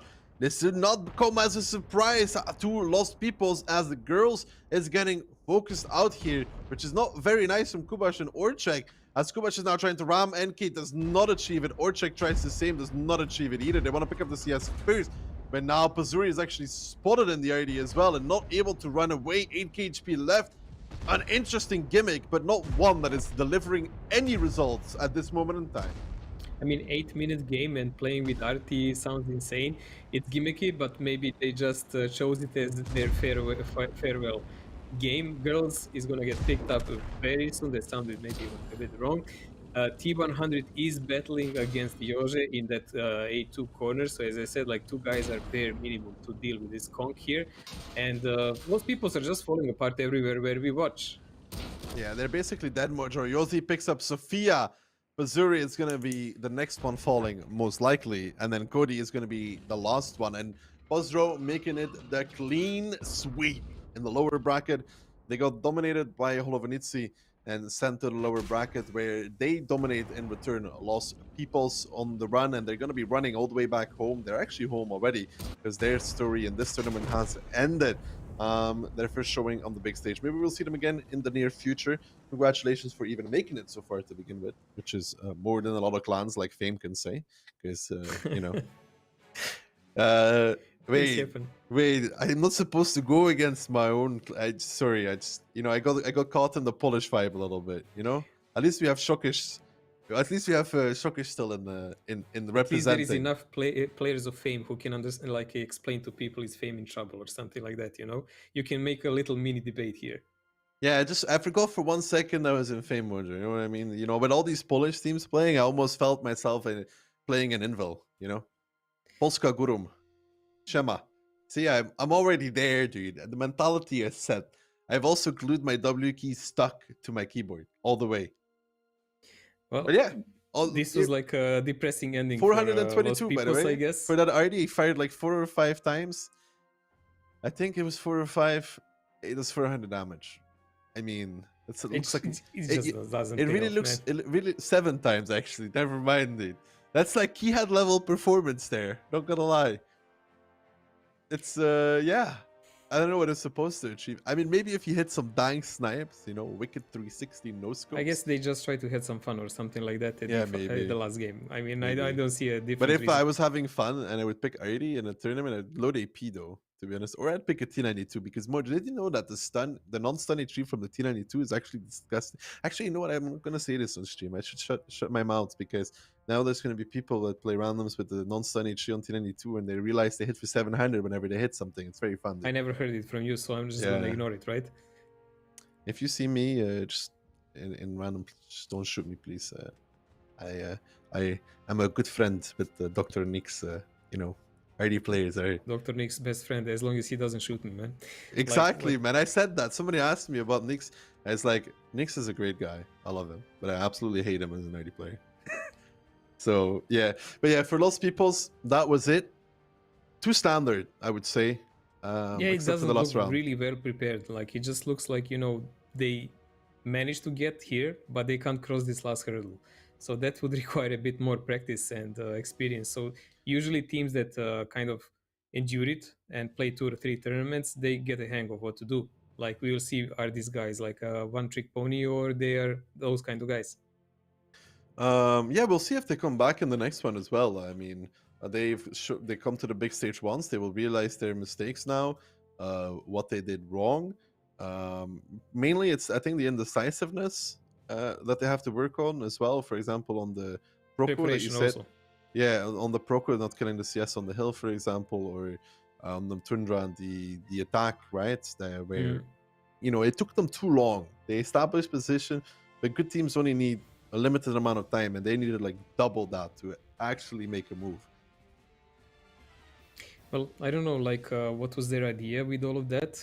We saw what the result was. Like, I hope, like, Geekend and Insane will have a better idea with it. I was always, like, from the very start thinking, like, what is that fire behind the key actually cooking, you know? But it remains to be seen, and I really hope I will get an answer like, is Fame in trouble or something? Because there is 3 of you. You can literally make a debate here and argue about it. I don't know, Fame has always been in trouble since its creation. But Mojo, again, Every tournament. enough from you and me. He had an insane. Take it away.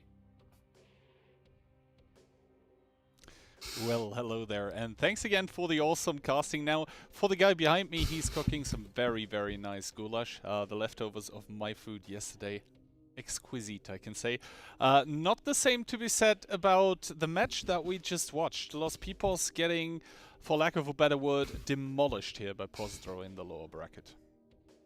Well, that was probably expected.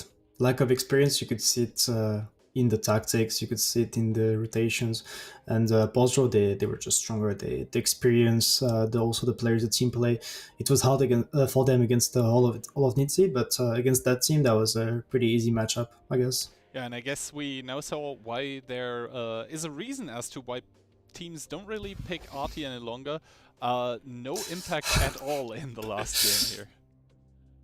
I mean, if the format was 768, I would maybe pick the Artie if that was 10 minutes, but when it's a tier 10 Artie with 8 minutes to work only, that's definitely not a good pick. They decided to try something that didn't work. At least I guess we're not going to see Artie again in that format, and that's not a bad thing. I mean, yeah, they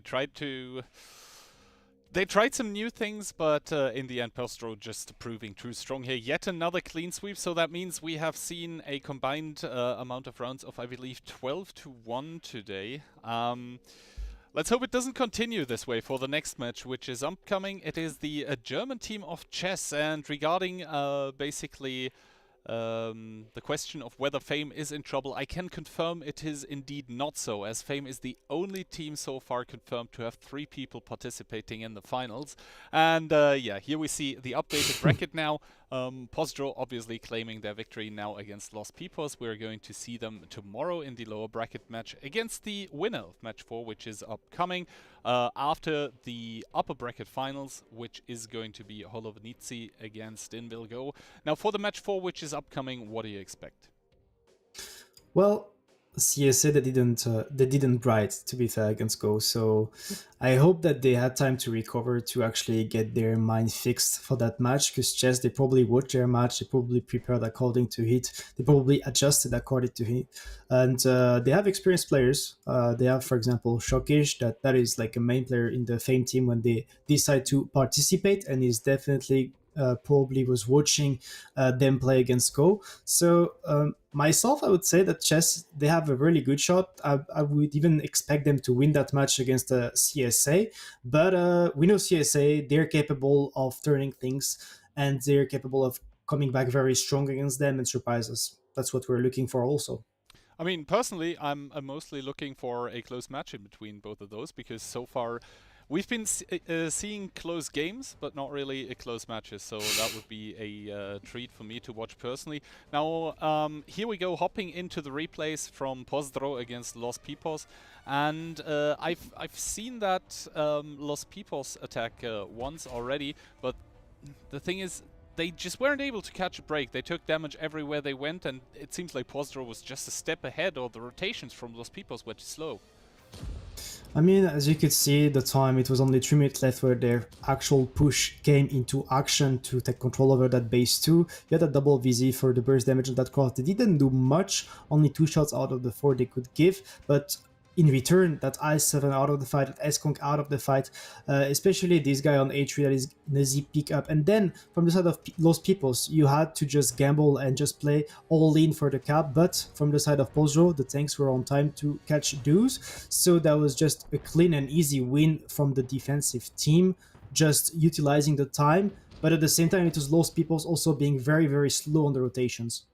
Yeah, and that's what we've mentioned basically time and time again for good, or what makes good teams aspire to being great teams, is that their reaction speed and also their playing together, their cohesiveness just is there. We didn't really see that from Los Pipos. Their reactions, they seemed slow. The communication seemed slow, at least from the outside. We don't know how much was going on their TeamSpeak there. But yeah, it just all wasn't wasn't really that great. And here we see the double Batcher trap in the south. Obviously, the Kuba in his CS, he's not able to spot that.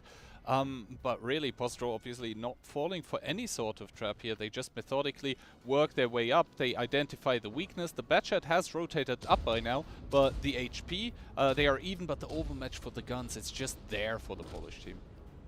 Yeah, they took their time. They established positions. They found the weakness, like you said, of a match on the north with all of those tanks. They took it. That was clean.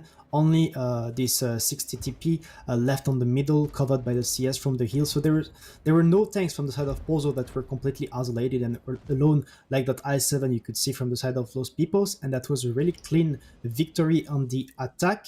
And they were that way taking the lead 2-0 straight. And that was probably the time where it was even harder for Los Pipos to stay in that match, because the lack of experience, maybe lacking a bit of motivation after taking a 2-0 straight. We were then, as you could see on Prohorovka, very passive and weird defense from the side of Los Pipos key. I guess the only way to play with this is to just bait and gamble that the team is going to push water. But as Mocho mentioned, that Tihunda initially spotting aggressive over the 8-9 lines was a bit of a gift from the side of Los Pipos to tell Pozo where they are possibly. This push was not the greatest from the side of Pozo. They lost a lot of HP, but the positions, they held the hill, they won the 1-2. That Tihunda from Sofia, that was a bad play, he got caught, that was risky, good that the 5A was here. And then all the positions from Pozo were fine. They had the crossfire, they had this Tihunda playing over the hill line, outspotting the enemy tanks. And that was just good from the side of the Polish team. Yeah, at this point in time, Los Pipos even up a lot of HP. But the positions, they are just in Pozdro's favor. Now Sofia getting caught out here in the T100. That's going to lose them all map control on the western side. And now Pozdro, they just need to get the resets. But the problem is, by doing so, they're exposing themselves to the E3, E4 positions in the ditch. Just one S-Conk and one 5A, both tanks with great DPM set up there to punish any attempt at resets. And we see NK getting melted here in this CS. At this point, it was, over. They had to gamble, I think. Los Pipos, their only chance was to just gather tanks and push the 0 line before they actually let Pozo take that cap, because that's a very obvious and easy play from the side of the Polish team. Just pressure the base one. So they had to try to push that 0 line, take off this tank, and then rotate all the way around to get the decaps. And sadly, they decided to push over the EF, and they just got drawn into crossfires. And now on we go to the last game in between both of those teams, and a tank pick, or can we say tank? SPG pick, which probably no one really expected. Pazuri, I think his nickname in-game is actually Pazuri Insta Artipelis, so yeah, I guess, but the impact that we saw from the tier 10 tank, well, maybe you were there to entertain the viewers with some AP pen shots, but there were basically none. And you could see Pozdro, they were just sitting in pretty good positions against that. They probably watched the replays, because apparently those people, they actually played that tactic during the group stage. So that was pretty easy for the Polish team to just adapt. And then they had that easy push on the 0 line. I mean, you're playing with Marty, you're playing with a Tihunda, you basically don't have any combat tanks, you don't have any possibilities against this lineup from Pozdro. It was pretty much over since the start just because of the lineups. Yeah, I mean, we are just watching the demise of Los Pipos on the run here. Sofia, second last tank to get picked up in this game, and now just Cody and Pazuri in his RT getting picked up by a T100 light tank. How else could it be? And now Cody, the last one in this match and in the tournament here for Los Pipos, which obviously are the first team we have to unfortunately say a goodbye to here. Nevertheless, as one of the casters said it, congratulations for even making it this far. And now we are left with 5 out of 6 teams, but we're not done yet. We are about to watch another one get picked off. Which one do you think it is going to be? Is it going to be the German team of chess, or is it going to be the Czech team of CSA? I mean, picking CSA to me is always a gamble, unless they play against a team like Los Pipos. Maybe I would favor them, come on. But against chess, they had time to watch them play. They know how they're playing. I said it earlier, they have an experienced player like Shokish that is capable of understanding their playstyle and adapting over it, and he's probably taking over the team for the playoff. So I'm gonna go with chess to be honest. I think I voted 4-2 for them, but CSA, they can always surprise us after all. All right, I've gone with 4-3 for CSA just because I want the match to be close. But yeah, we are going to find out the truth right here, right now, as we're going to hop back over to the caster's desk my goodness, the caster's desk to find out if Shokish is in trouble. Kihan there having a little bit of issues. Before you know it, he's going to start saying FV 21215B heavy. That is also a thing that I keep getting reminded of every day. It's very fun. Sometimes speaking is indeed hard, as we just noticed with Kihan. And sometimes being insane, I think maybe the fact Shokish is in fame has something to do with him leaning towards chess. I don't see it happening, personally. What do you think, Mojo? I think you Fame guys are totally known for not being biased at all. Me, I am the most unbiased caster World of Tanks history has ever seen. Well, anyways, we are seeing a German against a Czech confrontation here, chess versus CSA. We've seen this CSA showing up to do a 0 game against Invil us like a game before. But as I already said, something like that already happened on previous tournament, and yet they still play the finals. So I would never discard these guys. Chess, as already Kihan mentioned, they carry the flag of a chess clan. Ooh. And the only guy from chess is Chess Guinea, the leader of the clan. Everyone else is from various different German clans, mainly Tilt, as far as I saw. Yeah, and Fame, one player from Fame. I mean, that totally matters, right? Fabian is in Fame, technically, Shakafa. Okay. It's technically in Fame, because I think he's in Tilt for the campaign. So, what flag they carry at the moment? Killer Pit also, it's 3. Not everyone can be a hired mercenary, you know? Now that I predicted against them, I'm going to say that Fabian and Killer Pit are not Fame players. It's just Shokish. So if we lose, it's only because we only had one Fame player and not even half the team. Good call, Mojo. Good call. I like it. Lineups: IS7, Kran, Eskunk, E5, Bat, and Leopard 1. Played by Fabian. It's weird that Fabian's playing the Leo, Mojo. He doesn't even have 5k DPG on it. But then again, he couldn't play the E5 because he doesn't have 5k on that either. Well, Leo is amazing tank for this map, I would say. But let's see what are they opting for. CSA is doing a really standard. Here you have to pretty much pick on start. Do you want to defend like more 2 cap or 1 cap? You can't really do both. This camo looks almost like it actually looks like it doesn't even look like a chessboard. It looks more like the checkers line of a race. It does actually. You know, it doesn't really remind. It reminds me more of like a flag. It also looks really quite confusing when you watch it.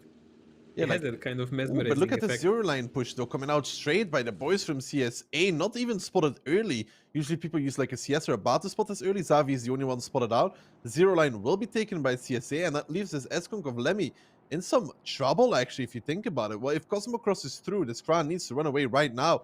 And does he take damage for this? Lemmy's on the run. Lemmy's fuel tanks. Careful, Lemmy. The next one could set you on fire. He's running. He's weaving. Does he get safe? He does. He takes 2 for it, though, but the correct play there was to run away, and he did that, which is good. But it also gives a lot of info, though, Mojo. They know that the T100 is not in a bush spot in the camp.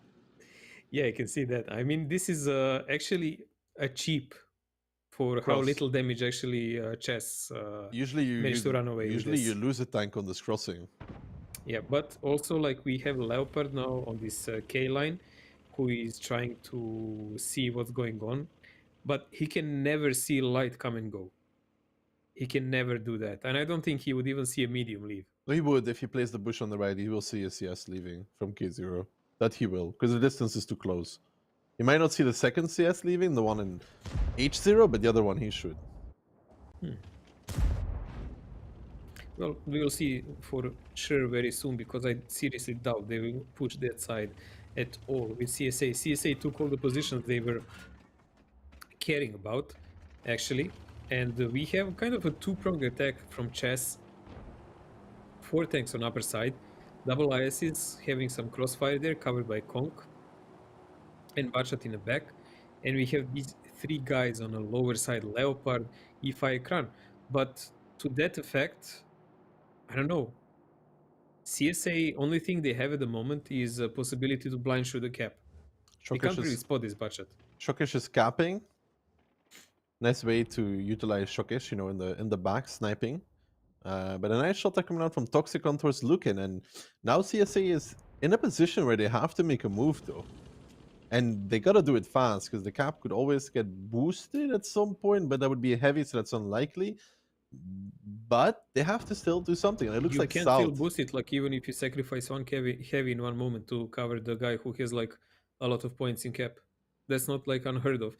But good decisions by Chess at the moment, already rotating Leopard back and pushing more heavies toward the upper side of the map so they can defend the center and they can create effective crossfire. Now, as you said, The CSA Leo's not does have to spotting make some anything move. though. Leo's not spotting anything. You're not I even was in the thinking right he's position. gonna actually try to see that. Yeah, but he will not be seeing them. He needs to be running even further away. Now he has to fall back to F2, I would say, next to the rock there. I think that's his next play. And luckily, the Leo is a very, very fast tank. Well, he does that without taking any damage, but we still have this Kranwagen and E5 on the center, but they're not alone. They have also Kong behind. It's not like they can be challenged that easily. And the cap 35 is still seconds, ongoing. so- Like, there is no one hitting the blind shot so far. Yeah, so far there's gonna have to be somebody pushing in to get this reset. The T100 looks to be going. The Leo gets spotted out now. I think he may have done a shot of damage towards one of the CSs. Now Combat loses his loader, needs to repair that. 18 seconds. T100 has not been spotted yet though. Cosmo might get the spot here without ever being noticed. That could be crucial for the game here. Cosmo gets spotted now. Shokish realizes this, instantly abandons the cap, which is the correct play to make at this moment in time. But that leaves Cosmo a little bit exposed here, but takes one shot and gets back out. But there is no one else to shoot him except Leopard. That's it. So all this time is pretty much lost. 3 minutes, 40 seconds, and they run away with only taking Ooh, that's 2 greedy. shells. That's greedy. That, like, this is a random play that you make in randoms, but I don't think this is something you do in tournaments. Chakafa. Loading E3 to try and pen the T100 from behind. It's risky. You know, you do 250 instead of 420. It's not something I would go for. Maybe he had chubby fingers and he just misclicked. They have 3 minutes though, Mojo. They have to. Then now knowing that many tanks are in 1-2, they have to pressure the north, no, and go for base number 2. Yeah, this is now exactly in the motion. You can see these checkered tanks gathering up and going toward the combat and looking. And the guys, like, they are in conks, they do have great EPM and cooldown, but it's still only 3 of them. The rest of their team is trying to chase behind the CSA, like behind the chess guys, like a posse. But will they be on time? It doesn't look like that. Well, they first have to kill Lukin here, who's the first bastion of defense. Combat coming from the side, though. He's now getting clipped out by Shokish Chess. Genie gets tracked, gets held, takes the damage, but so far the damage is pretty slit. Chess here trying to survive, gives one to Combat. Shokish will finish it off, but in return, gets picked up by Lukin. Now Lukin will be the next one to fall, but then they have to go for the next Skunk. And so far, so good actually for Chess, leaving 6 tanks alive. The Leo, though, surviving on a mere 1 shot so far, but surviving. Might be able to do 1 or 2 more shots of damage. Combat dies here. Not that good though. The 419 roll from Crazy Boy there holding might overpeak even to try and get the kill on towards Koma. He does. Good there from Lukin. Very important to do so. Now he will die in return. The cap will then get started, but you know, Chess needs to start capping at this point. This is good damage done here by Crazy War. Chess needs to kill him, of course, which will happen in next 10 seconds. And they need to pressure the cap, as you already mentioned, like less than 2 minutes remaining. Shock is still on full HP. That can be detrimental in a later part of the game. 33 seconds and counting. The Kranwagen holding the upper side of the map rather alone, falling now to the 4 guys can still from cap it too, though. CSA. 25 seconds to go. Now, it's really questionable, can they even cap before anyone decaps? Shokish leaves the cap already, which I think is a correct play to make, but there's still going to be a lot of angles that are going to be able to get resets, and then it's going to be harder for the boys here from Chess to cap. Shokish now readjusting towards the north, wants to pick up the T100 actually. Get a pit, I think, misses a shot on towards Sakalito. The cap has now gotten the reset. Shokish now pushing Cosmo. Toxic in the meantime goes down actually towards Sakalito. Shokish leaving. Now, ooh, the auto aim there not working out, and now has to deal with Xavi as well, which is not possible. He can't kill both of them. He can't kill both. Like, he literally can't. Yeah. I heard that sentence before somewhere. Anyways, Shokish trying to pick up, and he does pick up Xavi, but now Cosmo is trying to be what he is, a hindrance and pain in the butt, literal pain in the butt of Shokish, because he's gonna chase him down. And this is a kind of a really, really close victory for CSA, unless fire from the heavens doesn't start pouring again or something like that. This is a given round for them. I mean, Chess had a good run in this. It Yeah. just kind of I fell don't know how apart in one how moment. the Kran got left behind, kinda. Like the Kran kinda got left behind. Yeah, I don't know why he didn't go with him. And the second thing, I don't want to be a Drakafa basher here, but you saw how the Leo But- movement, right? He went from the rock, one line, to then A3, right? yeah. In this scenario, when your team is calling that they're pushing north, because I think this call was given quite early, because you could see all the tanks go, right? Mhm. I think he has to be cutting B line and booking it across with them. You know what I mean? Yeah. He does stop damage here, but could be alive. And the Kran getting left behind there as well. And I think also like the I mean, Che- their map there's movement also in one moment was really dominant compared to the yeah, CSA guys, and then they just threw themselves to shambles for some reason. but it's also like so it's the Kran staying behind. Don't know why. The Leo not running C line because he has to, if everybody's crossing, like he knows the tanks are in the south, he's not gonna take damage. He runs with them, right? But also, for example, Mojo, you know how Chess turned this turret to kill the one Eskong that was behind him? Crazy War? No, it wasn't Crazy Mhm. War. Combat? There's no need for this. He should be facing front and trying to survive. And then you also have, for example, Koma leading the charge in an I7 on a 2-shot. Those are like minor details. But Koma doesn't need to push there because it's only one Eskong. Shokish can come and clip him if needed, right?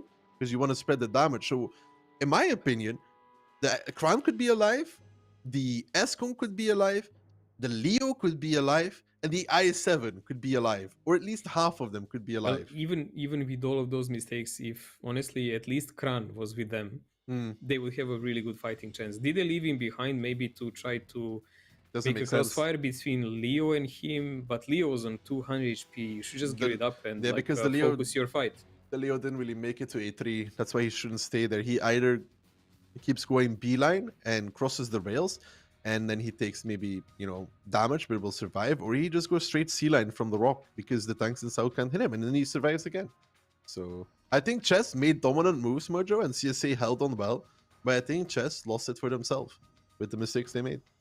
At the end of the moment, at the end of the day, when CSA realized and they had to push, those 20 seconds may look like eternity when someone is capping, like a really short time or whatever, but it's actually like a lot of time for fast tanks to get a couple of angles to shoot, because it only requires one guy to spot, and there are like 2 or 3 angles. Although they're in a little ditch, there is always 2 or 3 angles to shoot from.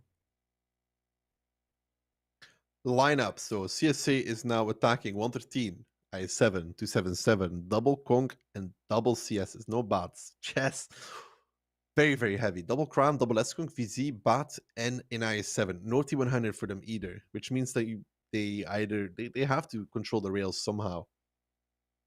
Yeah, You with this saw how setup, much it CSA doesn't struggled. look like they're gonna go far down. I mean, it really wouldn't be smart. So maybe with some of these tanks, they will cross the rail, go toward the B1 or something like that, and try to play from there. Budget will be spotting the lower part. You need someone to do that. On the other hand, CSA, let's see what they're predicting. Yeah, they're sending like 1 or 2 guys on upper side of the map toward them, and the rest are going to pressure toward the 2 caps. So does Chess want to actually play a game where they retake the 2 cap? It looks like that. But they are so far pushed up at their crowns though. Shokish, this spotting run. Okay, that's a bit risky. Usually you don't do that one. You usually go for the takes one shot of damage. Okay, he took one for pressure. Usually that's okay. Usually you go for the bush here. There's a bush up there. Yeah, you knock over that, or you play the 3 here that allows you to spot this crossing, so you have an info on that. Or you just go peek up here, so you spot this. I think his run is really risky. Well, he got away with only 1 shot of damage for the pleasure. Saka finds the Super Kong, who is on a 5 line on C5, so he got that info. And now he and Combat are in position where they can push over if they decide. They just need to know where are the rest of the tanks. Like, is there a trap of Chess somewhere along the lower side of the map? But knowing the Kong is there, they also know there is someone on A3, minimum. Yeah, and then an I7 on A4 probably. Because if you have A3, you need A4s, so you know the position of 3 tanks. But it doesn't look like they're doing much with it at the moment. They're just pressuring the Conk in upper cooldown position. Yeah, they want to establish G0, but if they do that, they can actually pressure the 2 cap. They would have to go with all 7 tanks and push down 0. Yep. That's why I'm watching like constantly this CS and 113 to see do they actually want to start rotating them back, because VZ, I7 and Conk would be out of the fight if that happens. Man, even if they would attack 0 line, they would almost... I think this attack on 0 would be a bad one. I think they're almost forced to go like this, you know? If they can suppress this guy from peeking too high, to jump like this and kill those 2 guys here, and then kill the crown on the red line is free as well. Otherwise, if you push from straight 9-0, you get a clip from this crown who clips towards you here. You get a clip from this crown who clips towards you here. The Escom comes to play behind or plays here, and they trade for you pushing down. And then the bot is there as well. So I think that's the worst to push like this. It's complete crossfire if you do. Yeah, they chose for opposite for a good reason you explained, and they will pressure the guys on upper side of the map. Well, even with this setup, even like this, the guys who are on 8-9 line will not be able to help them either. It's a kind of dubious setup by chess here. Those two Maybe they don't expect the splits, VZ they on really A3. can't help each other. Maybe they really don't expect a VZ on A3 because it's a VZ, you know? Usually people leave tanks like there that are not VZs. Like a bat, for example, you can leave up there. Well, the only difference would be like much higher alpha and a bit more armor, but still that position is rather weak. Like in some moments you can do a lot of damage, but when you get spotted, there is several angles you can get shot from. Look at the rotations though that are coming out. Chess is now pulling back towards the north. Shokish has already pulled back there as well. So they are stacking that quite heavily. Well, chess pretty much still plays the same. as He's they going did from back the now. start. It's just like Shokish going up and down. He's the only connection between the two groups of 3 heavies. They have 3 heavies up, 3 heavies down, budget in between. 4 minutes though. Yeah, 4 minutes, that's a lot. Actually, I mean, the game time is really, really far in. And CSA actually has to make some move now because there will be no further rotations. The CSs could still leave towards the other side, but the 113, not really. He would be too slow. But I don't think the C-line push is going to net them a lot. The VZ does 2 clips normally in this scenario. So that's 2k. The I7 does like 3 or 4 shots. That's 2k as well. That's basically 2 out of the 3 times they're dead. Well, there we go. There is a gathering of CSA tanks. Finally, 3 minutes and 20 seconds till the end of the round. They need to do something. They know it. It is going to be a push from 2 sides. They're going to pressure the upper side of the map, but parallel, they're not giving up on a fight on a lower one. But it does look like chess kind of got a hint where the brunt of the forces of CSA will strike, and they already rotated even one more super con. Now there is a cross. Xavi is going over with the other CS, so him and Cosmo. There is a damage coming from Yakefa. He we missed one shot of damage, but and now missed one. this is actually good from CSA though. If you think about it, they will get this VZ relatively for free because there's not enough damage to pick up either Cosmo or Xavi in return. Yes, Cook in the middle is getting pressured. Cosmo by Toxic. But Jakefa there goes down towards a one-shot, 68 HP left. I think the 113 should be able to finish him. He does. Froley picks it up. And now they're able to lay waste to Toxic's position as well normally. But a lot of damage was done also on CSA tanks. They are left on really low HP on both those CSs. Like if Yakefa penned like both of the shells, at least one of these would be dead. Don't you just do this now with the heavies? Like you go through here, you come like this, and you combine towards here?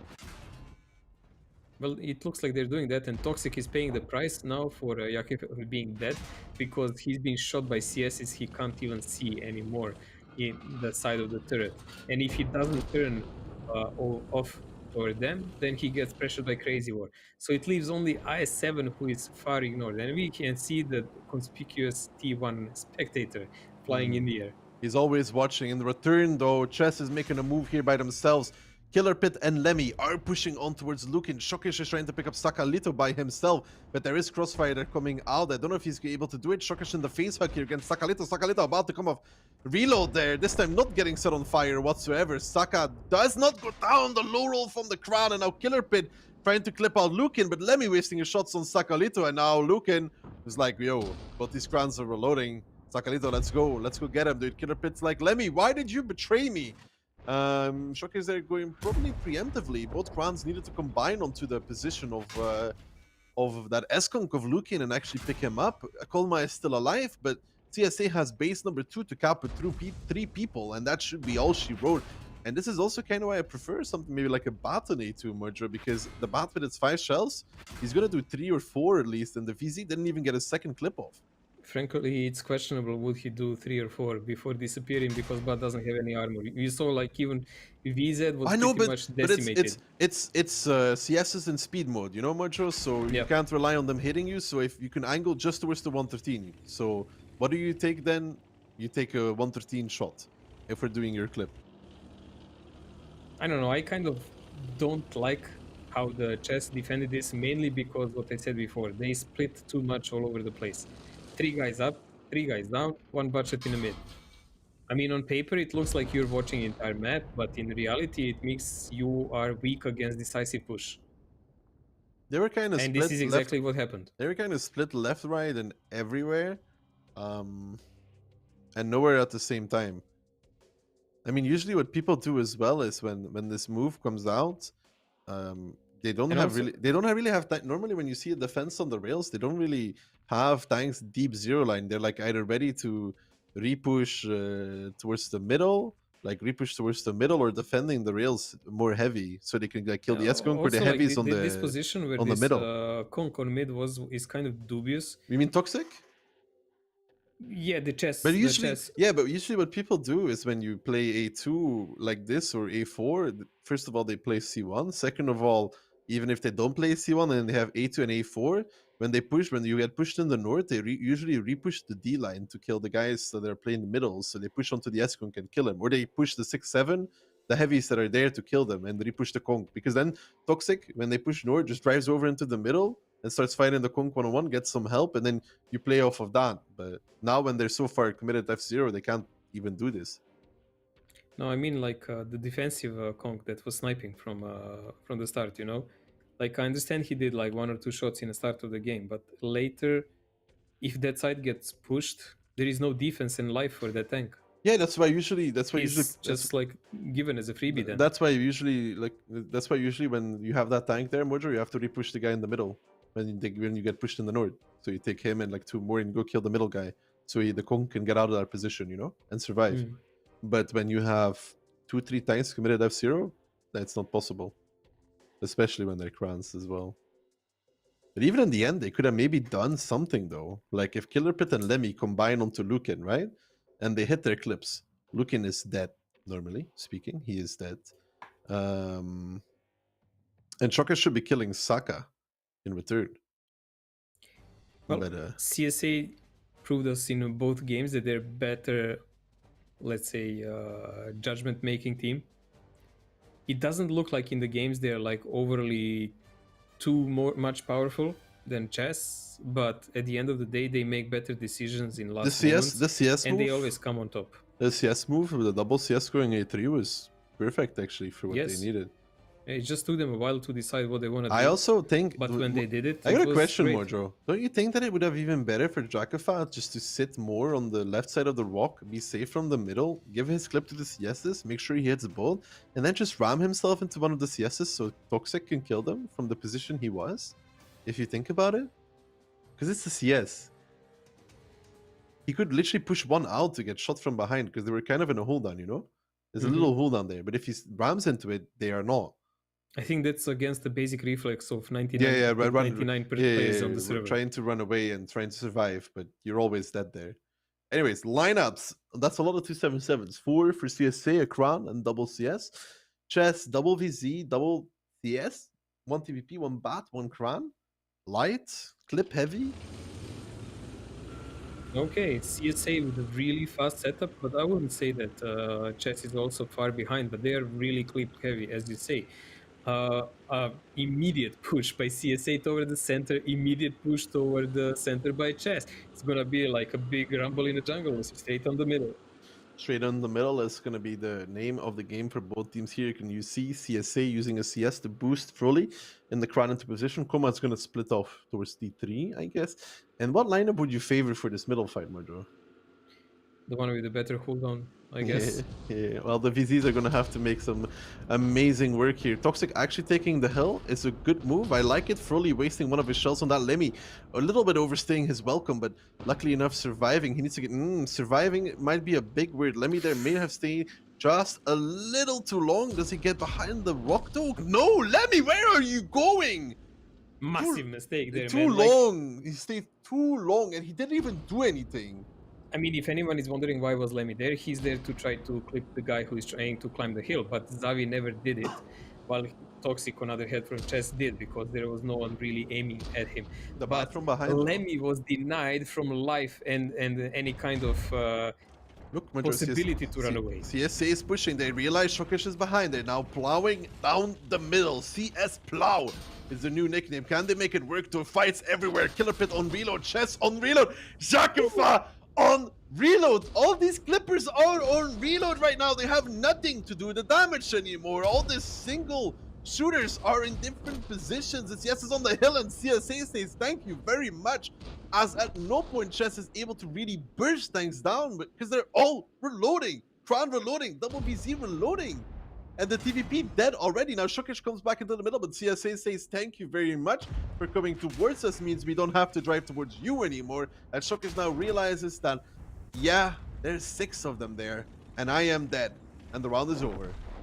Well, Killer Pit was so unfortunate that even his head got blown off, so that really didn't help the scene. But even if that wasn't the case, I don't think there would be any difference here. This is a straight mop-up operations for CSA plowing services. Xavi and Saka are going for the Toxic on top of the hill, and that will leave only Koma behind that little rock. And he will not last for long either against these 5 guys.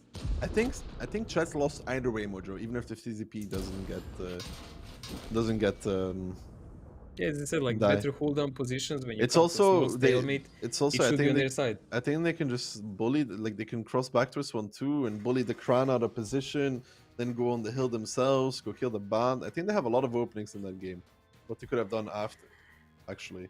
So I don't know, with this double VZ lineup and then TVP and then Crown, it was very light, because VZs don't really brawl, you know, like they don't really brawl in general. I mean, VZs are amazing if you mix them up with some other single shooters. And if the game goes for a while.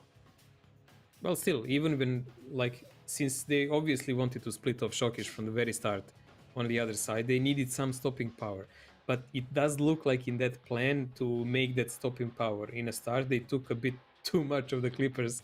And yeah, I mean, with that, they really couldn't survive anymore. Think about it though. Even if the TVP doesn't die, Xavi was already at the top ramp, right? Yeah. What stops Xavi from driving on the hill and fighting the CS from the CS? Well, only from, Koma can shoot him properly. Yeah, so that would just be a 1v1.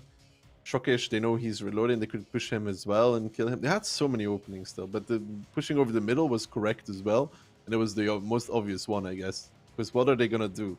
Unless the VZs and Kran are actually able to kill the first one, the second one goes low HP, and then the CSs from the hill killed that one. They had an overmatch by far. They needed the and they had more armored setup by far. So for this, there's nothing minus in here. But for this, they would need a TVP to be alive. And if the TVP is alive, I doubt CSA pushes down the middle like this. But he wasn't. No, he wasn't, because greedy. I don't know, like, would he even be allowed to run away, even if he didn't drive like that? No, he would probably be dead because he stayed too long. You can only do 1-2 shots, and then you have to immediately be turning and running, like straight. It also is a little bit spawn dependent. So if you have like the far right spawn, like from your orientation of spawn, if you're the far right, you have very little time. If you're the far left, you have slightly more because you get there a few seconds earlier, and a few seconds makes a lot of difference on clip. That's like 2 shells in the TVP. So I wonder, does it pay off to run like a turbo on TVP? Well, usually when you go middle like this, you go turbo. I think I would go turbo, HP, and stabs. You know, if I'm going middle like this, why not? Well, it's a match point, guys. Possibly a last game of the day. 3-0. CSA versus Chess. Another possible wipe. 3rd in a row.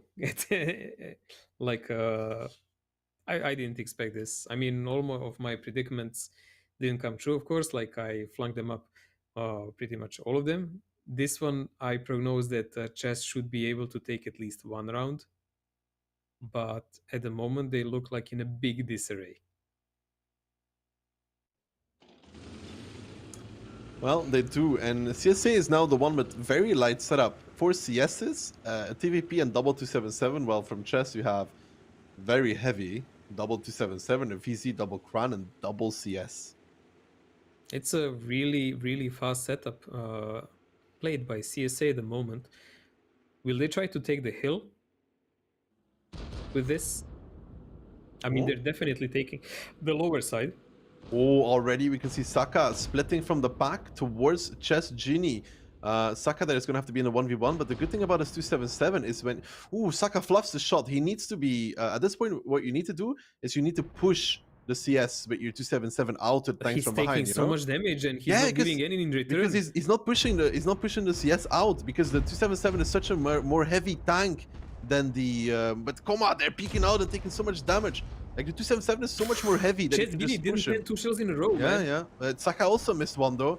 But Chess should be able to pick this up slowly. And I think Saka is misplaying here, but CSA is realizing that there's double 277 on the corner that they can be pushing now. They are going towards it. Koma is the focus here, but Chess should be picking up Saka. Saka goes for the facehook, trying to make him fluff another shot. Chess does not. He picks it up clean in the middle. Xavi and Crazy are having a not so great time against the 4 tanks from Chess, but they should be dead already here. Shokish took a lot of damage as well, though. Toxic now chasing Xavi. Xavi wants to pick up Lemmy, and that even rhymes. That is amazing. Xavi now in between the rocks. 1-2 still fighting, middle still fighting, fights all across the place. Crazy Warrior's gonna die against Shokish here. Xavi, Amorax, Jakafa still alive by the skin of his teeth here, playing around with the rocks. Crazy's actually alive as well. How? I can't believe how these guys are surviving for so long. I'm watching and I still can't believe. Yeah, Cosmo is supporting them, but they're dodging the bullets here between these rocks all the time alone. Xavi making the best plays I could ever see in a while, but Toxic and Lemmy should finish him off. Yeah, That's hopefully. the fact. But Xavi is going to do But still- one more. Xavi is going to do one more here on towards Toxic, make him a one-shot. Toxic does pick it up, but so much damage taken. Now Cosmo is like, I want some. I want some. Broly has 1 shell left. He will keep in that for Toxic here. Cosmo knows that Lemmy only has 1 left. Killer Pit kick kills Combat in the meantime. And now Cosmo needs to pick up Toxic, and that's going to be a 1v2. Low HP, and Killer Pit with a lot of HP to play around with. And no, Toxic doesn't connect the last one. He could have made him a one-shot for Killer Pit. This is actually a big difference now. Killer Pit in It's a is massive heavy. difference. It's 1750 HP, but Killer Pit is attacking team. Oh, Froley's Cosmo gonna... and Froley are defending. Froley's stuck behind this rock. Killer Pit just pushes him. Yeah, Killer Pit just pushes him. I don't know why Froley didn't run. Or go on the hill, or play in the middles and the bush so he can actually make his shots. Froley! He's gonna try and play around with the rock, but I think the 277 might be slightly too fast for that. Oh, Killer Pit picks the right angle. Killer Pit picks the... Killer Pit, the driving! They are luckily enough for him! Froley wasn't pointed that way! Oh yeah, but he still has to play the 1v1 here against Cosmo. Nothing changed in that regard. Dude, I still don't understand why he stayed there with the TVP, but okay. I don't know either. That But was like a freebie. now we have some time. Saka misplayed so hard there, by the way. Like 277 is so much heavier than the CS. You know what I mean? Like it's so much heavier. It's but all he has to do, right? If I put the mini map, is so if the CS is here, right? Chess is always gonna kill Saka, right? He's always gonna kill him normally. All he has to do is drive into him and keep pushing him, because Chess can't stop him. And then when he gets here, all of these guys can just one-tap Chess and kill him. I mean, you want to know what the best possible play for Saka was? Drive into Chess full speed and push him out. This happens a lot. I don't know why he didn't do it. I really wouldn't know. I mean, maybe they didn't even plan. Like, they just did something on a go. And they wanted those guys to help on the middle to snipe more shots. But since they noticed there were so many heavies... Can you tell me how Shokish died? They opted for that. Ooh. Cosmo outspot Killer Pit, doesn't hit the shot. But he messed up like 2 shots, I think, also. But Shokish? to be honest, no. I mean, Saka down. Oh, yeah. But Chess Gini was against him. I think he messed up 2 shots later after also. Yeah, it was throw against throw. But like, how did Shokish die in the middle, for example? I have Oh. no idea. Cosmo peeking. Spots Killer Pit. Oh, Amazing reset that's- with no damage taken. it's that CS turret, man. Sometimes that CS turret. Can you tell me why Killer Pit stayed there when he knows Cosmo's on the hill? Because Cosmo can peek him for free, actually. If he's sitting, he doesn't have the gun elevation. This is an easy W for Cosmo. He needs to do what? How many more resets? Two more resets? I would say one more reset, and if he doesn't take damage, goes for a kill. Yeah, he could. It's 1 minute 40 to cap alone, so 1 minute 27. Actually, he needs only to do one more reset if he waits long enough, Majo. He just has to let the timer tick below 1 minute 40, right? So he needs to wait an additional 45 seconds here, which gives him plenty of time to commit for the Well, reset. Yeah, if he goes for the long reset, he doesn't have to engage anymore. he After doesn't. that. The Killer Pit can't do anything about it because it's CCS. And he has the HP to fully white peek it and just hit the shot, you know? Yeah, just need to aim well. I don't know why Cosmo would never peek that. Ooh. Cosmo. Clicker Pit knows where he is. I like it now, Killer Pit, going a little lower, but Cosmo will just peek over at some point. Can he get the gun depression? Yeah, he can. Yeah, he can. A little bit more. Oh. And Killer Pit can't even shoot anymore without leaving. Yeah, look at that. Look at that, dude. Yeah, he just had to go a little sideways to get the gun over the side. Desperation and anger. The Killer Pit can't do anything here. It's a really hard situation to be in. Cosmo could do whatever he wants, basically. He could go anywhere he wants. Well, there is always fire left, you know? It proved to be a really efficient way to deal with Czech team. Nice shot Amazing there as shots, well. man. Cosmo playing like a beast. Is he gonna kill him? Come on, Cosmo. Go for it. Kill him. Jump off. Jump Oi, off fire. the hill. Jump Never off the hill. forget, fire. Killer Pit has 4k damage, by the way. So It's not like he didn't do work, but I think the other guys were focused way more. Like he came pretty much on full HP. Koma was the first one. Yeah, it was him and Koma on that corner. It's amazing that they already won that corner. He would have straight lost it if Saka actually just pushed the CS out. Oh, 42 seconds, he can count on some RNG that CS will not penny first time, but you know, 2 times, hardly. The CS in speed mode, Killer Pit can't catch him going around this hill. And we already saw that he can't drive either, so...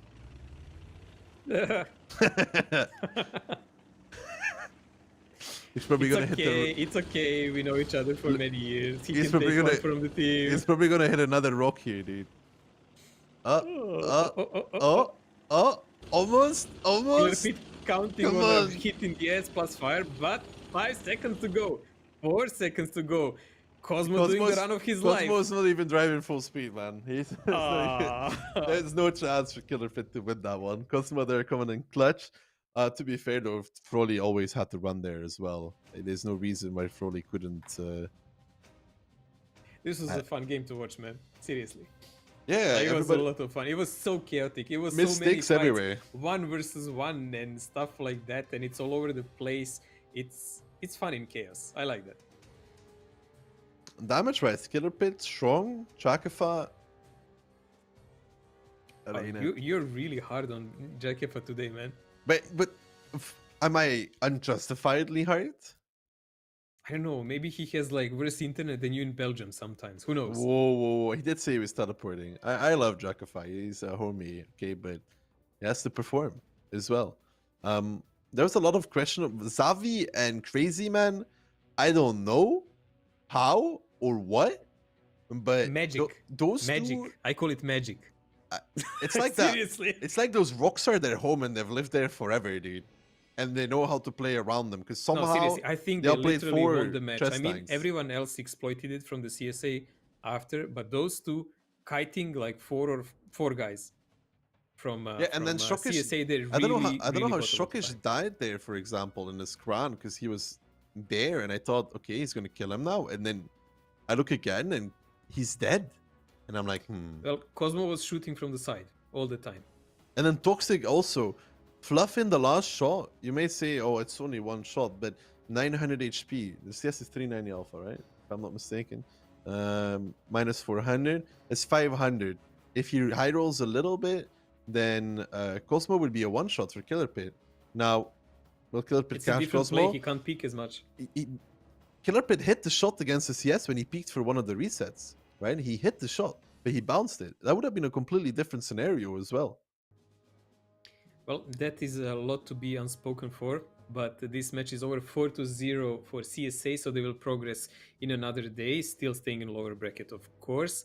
But I think that's enough from you and me, and we have our analyst duo who have a lot to say about this game. Well, hello there and welcome back, and once again my wish is not coming true here. Not a close matchup after all. 4-0 CSA against Chess. And the German team, I guess they tried, but you know, you always know when you get from a former employer, you get a letter written, he was trying to the best of his abilities, then you exactly know, yeah, didn't look too good. Well, to be honest, that's pretty disappointing from the side of Chess, but it was just not the tactics, it was also the players. You had almost every single round a guy that actually made a huge misplay and died. I think Lemmy twice. Maybe there's lack of coordination also in the calling, and it was maybe unclear for inexperienced players like him, but it was very costly because CS said that was clean. Yeah, CSA, after losing to a Polish team in the upper bracket against Invilgo, I believe, now managing to hang on to tournament life. The same can obviously not be said about Chess.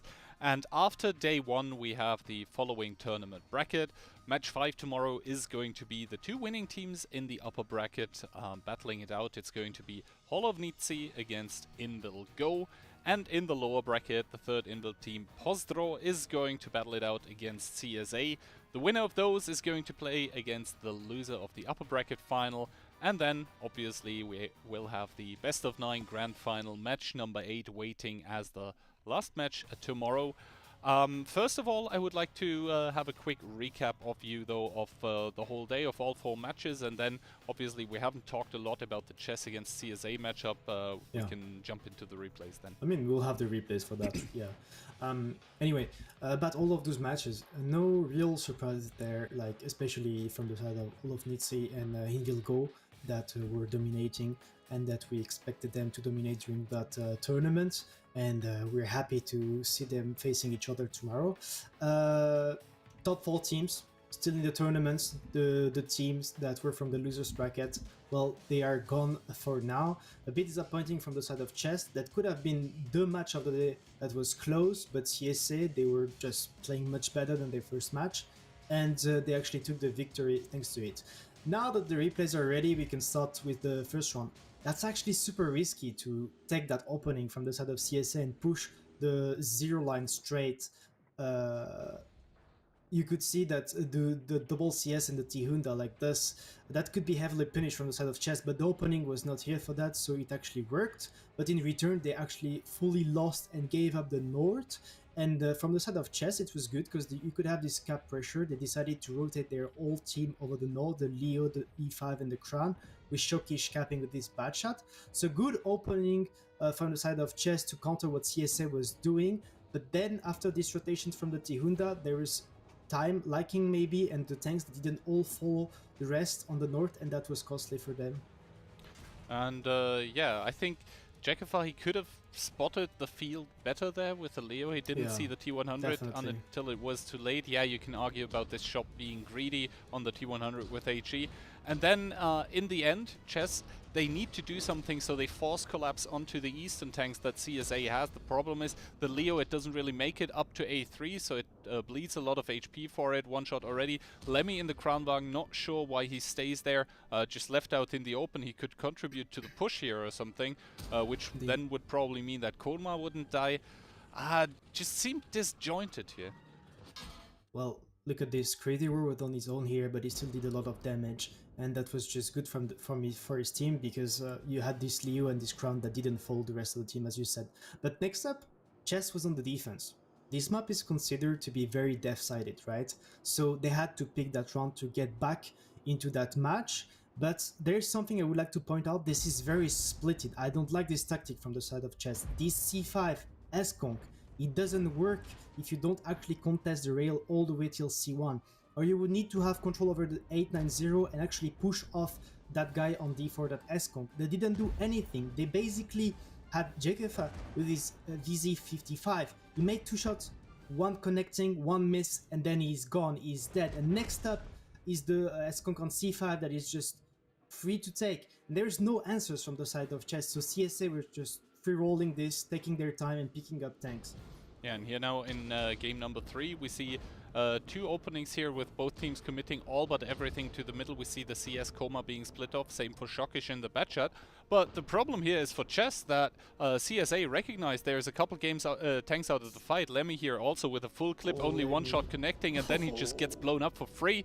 And at this point, CSA, they have the gun overmatched, they recognize it, they just drive in. Shockish out of game, the CS cannot share HP, and yeah, just good seizing of the situation by CSA. Well, to be fair, Lemmy didn't expect that. They had one tank to pick up almost for free. Good adaptation from the side of CSA. They had a pretty bad tactic in the group stage against, I think it was Invirgo.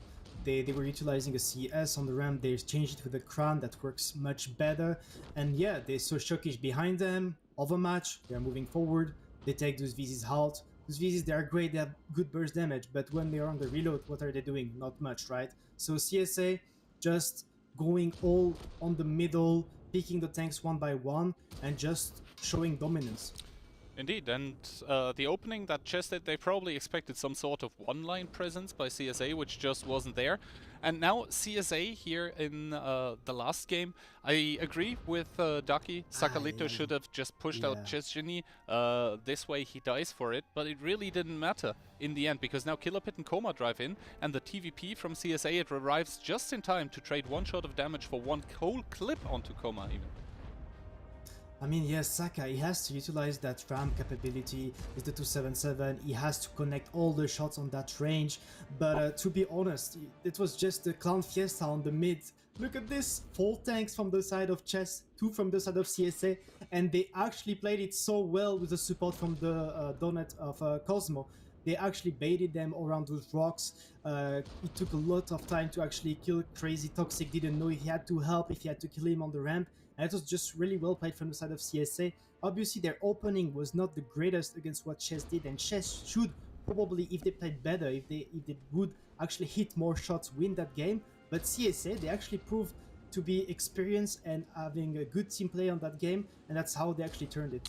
Yeah, the team of chess here, I have to say, their camo, I like that one the most in the whole tournament. Out after one match here, and we see Killer Pit in his vain struggles against Froley and Cosmo both. He is going to pick up Froley there, even though he does a little bit of a oopsie against the stone, I guess. But yeah, Cosmo just playing this so well here, getting lucky by bouncing one shot. I think this is the situation. Yeah, exactly. We see the CS turret once again proving its trollish nature, and then from here on out, as soon as he gets the reset shot, there is no realistic way for Killer Pit to get back into this. Definitely. I mean, you could even see at the end they were having a lot of fun just going around that position. But as you mentioned, Killer Pit a bit unlucky with that bounce on the CS. If he would drop him on a one shot, he could possibly sit in the cap where he would have the gun elevation to actually get the killing shot on Cosmo. So when we saw that bounce, we knew that it was kind of over, unlike Cosmo would just overpick and drop off the hill. So good stuff from CSA. Chess just not performing, disappointing us today, but we have to also thank them for reaching the playoff stage like Lost Peoples did. Yeah, I guess the content that they provided us did not get an extension, at least on this stream. And this, as you said, leaves us with 4 teams still remaining in the tournament. It is Pozdro and CSA in the lower bracket, and in the upper bracket we have Holovnitsi and Invil for the first battle of tomorrow. So tune in at 4 PM once again to find out who is going to win the WoT7 and number 4 tournament. And that being said, I'll leave the last words to you. You have to be here tomorrow because we're going to have Holovnitsi against Invilgo, and that may be one of the biggest clash we ever had in WoT7 tournaments. So see you then.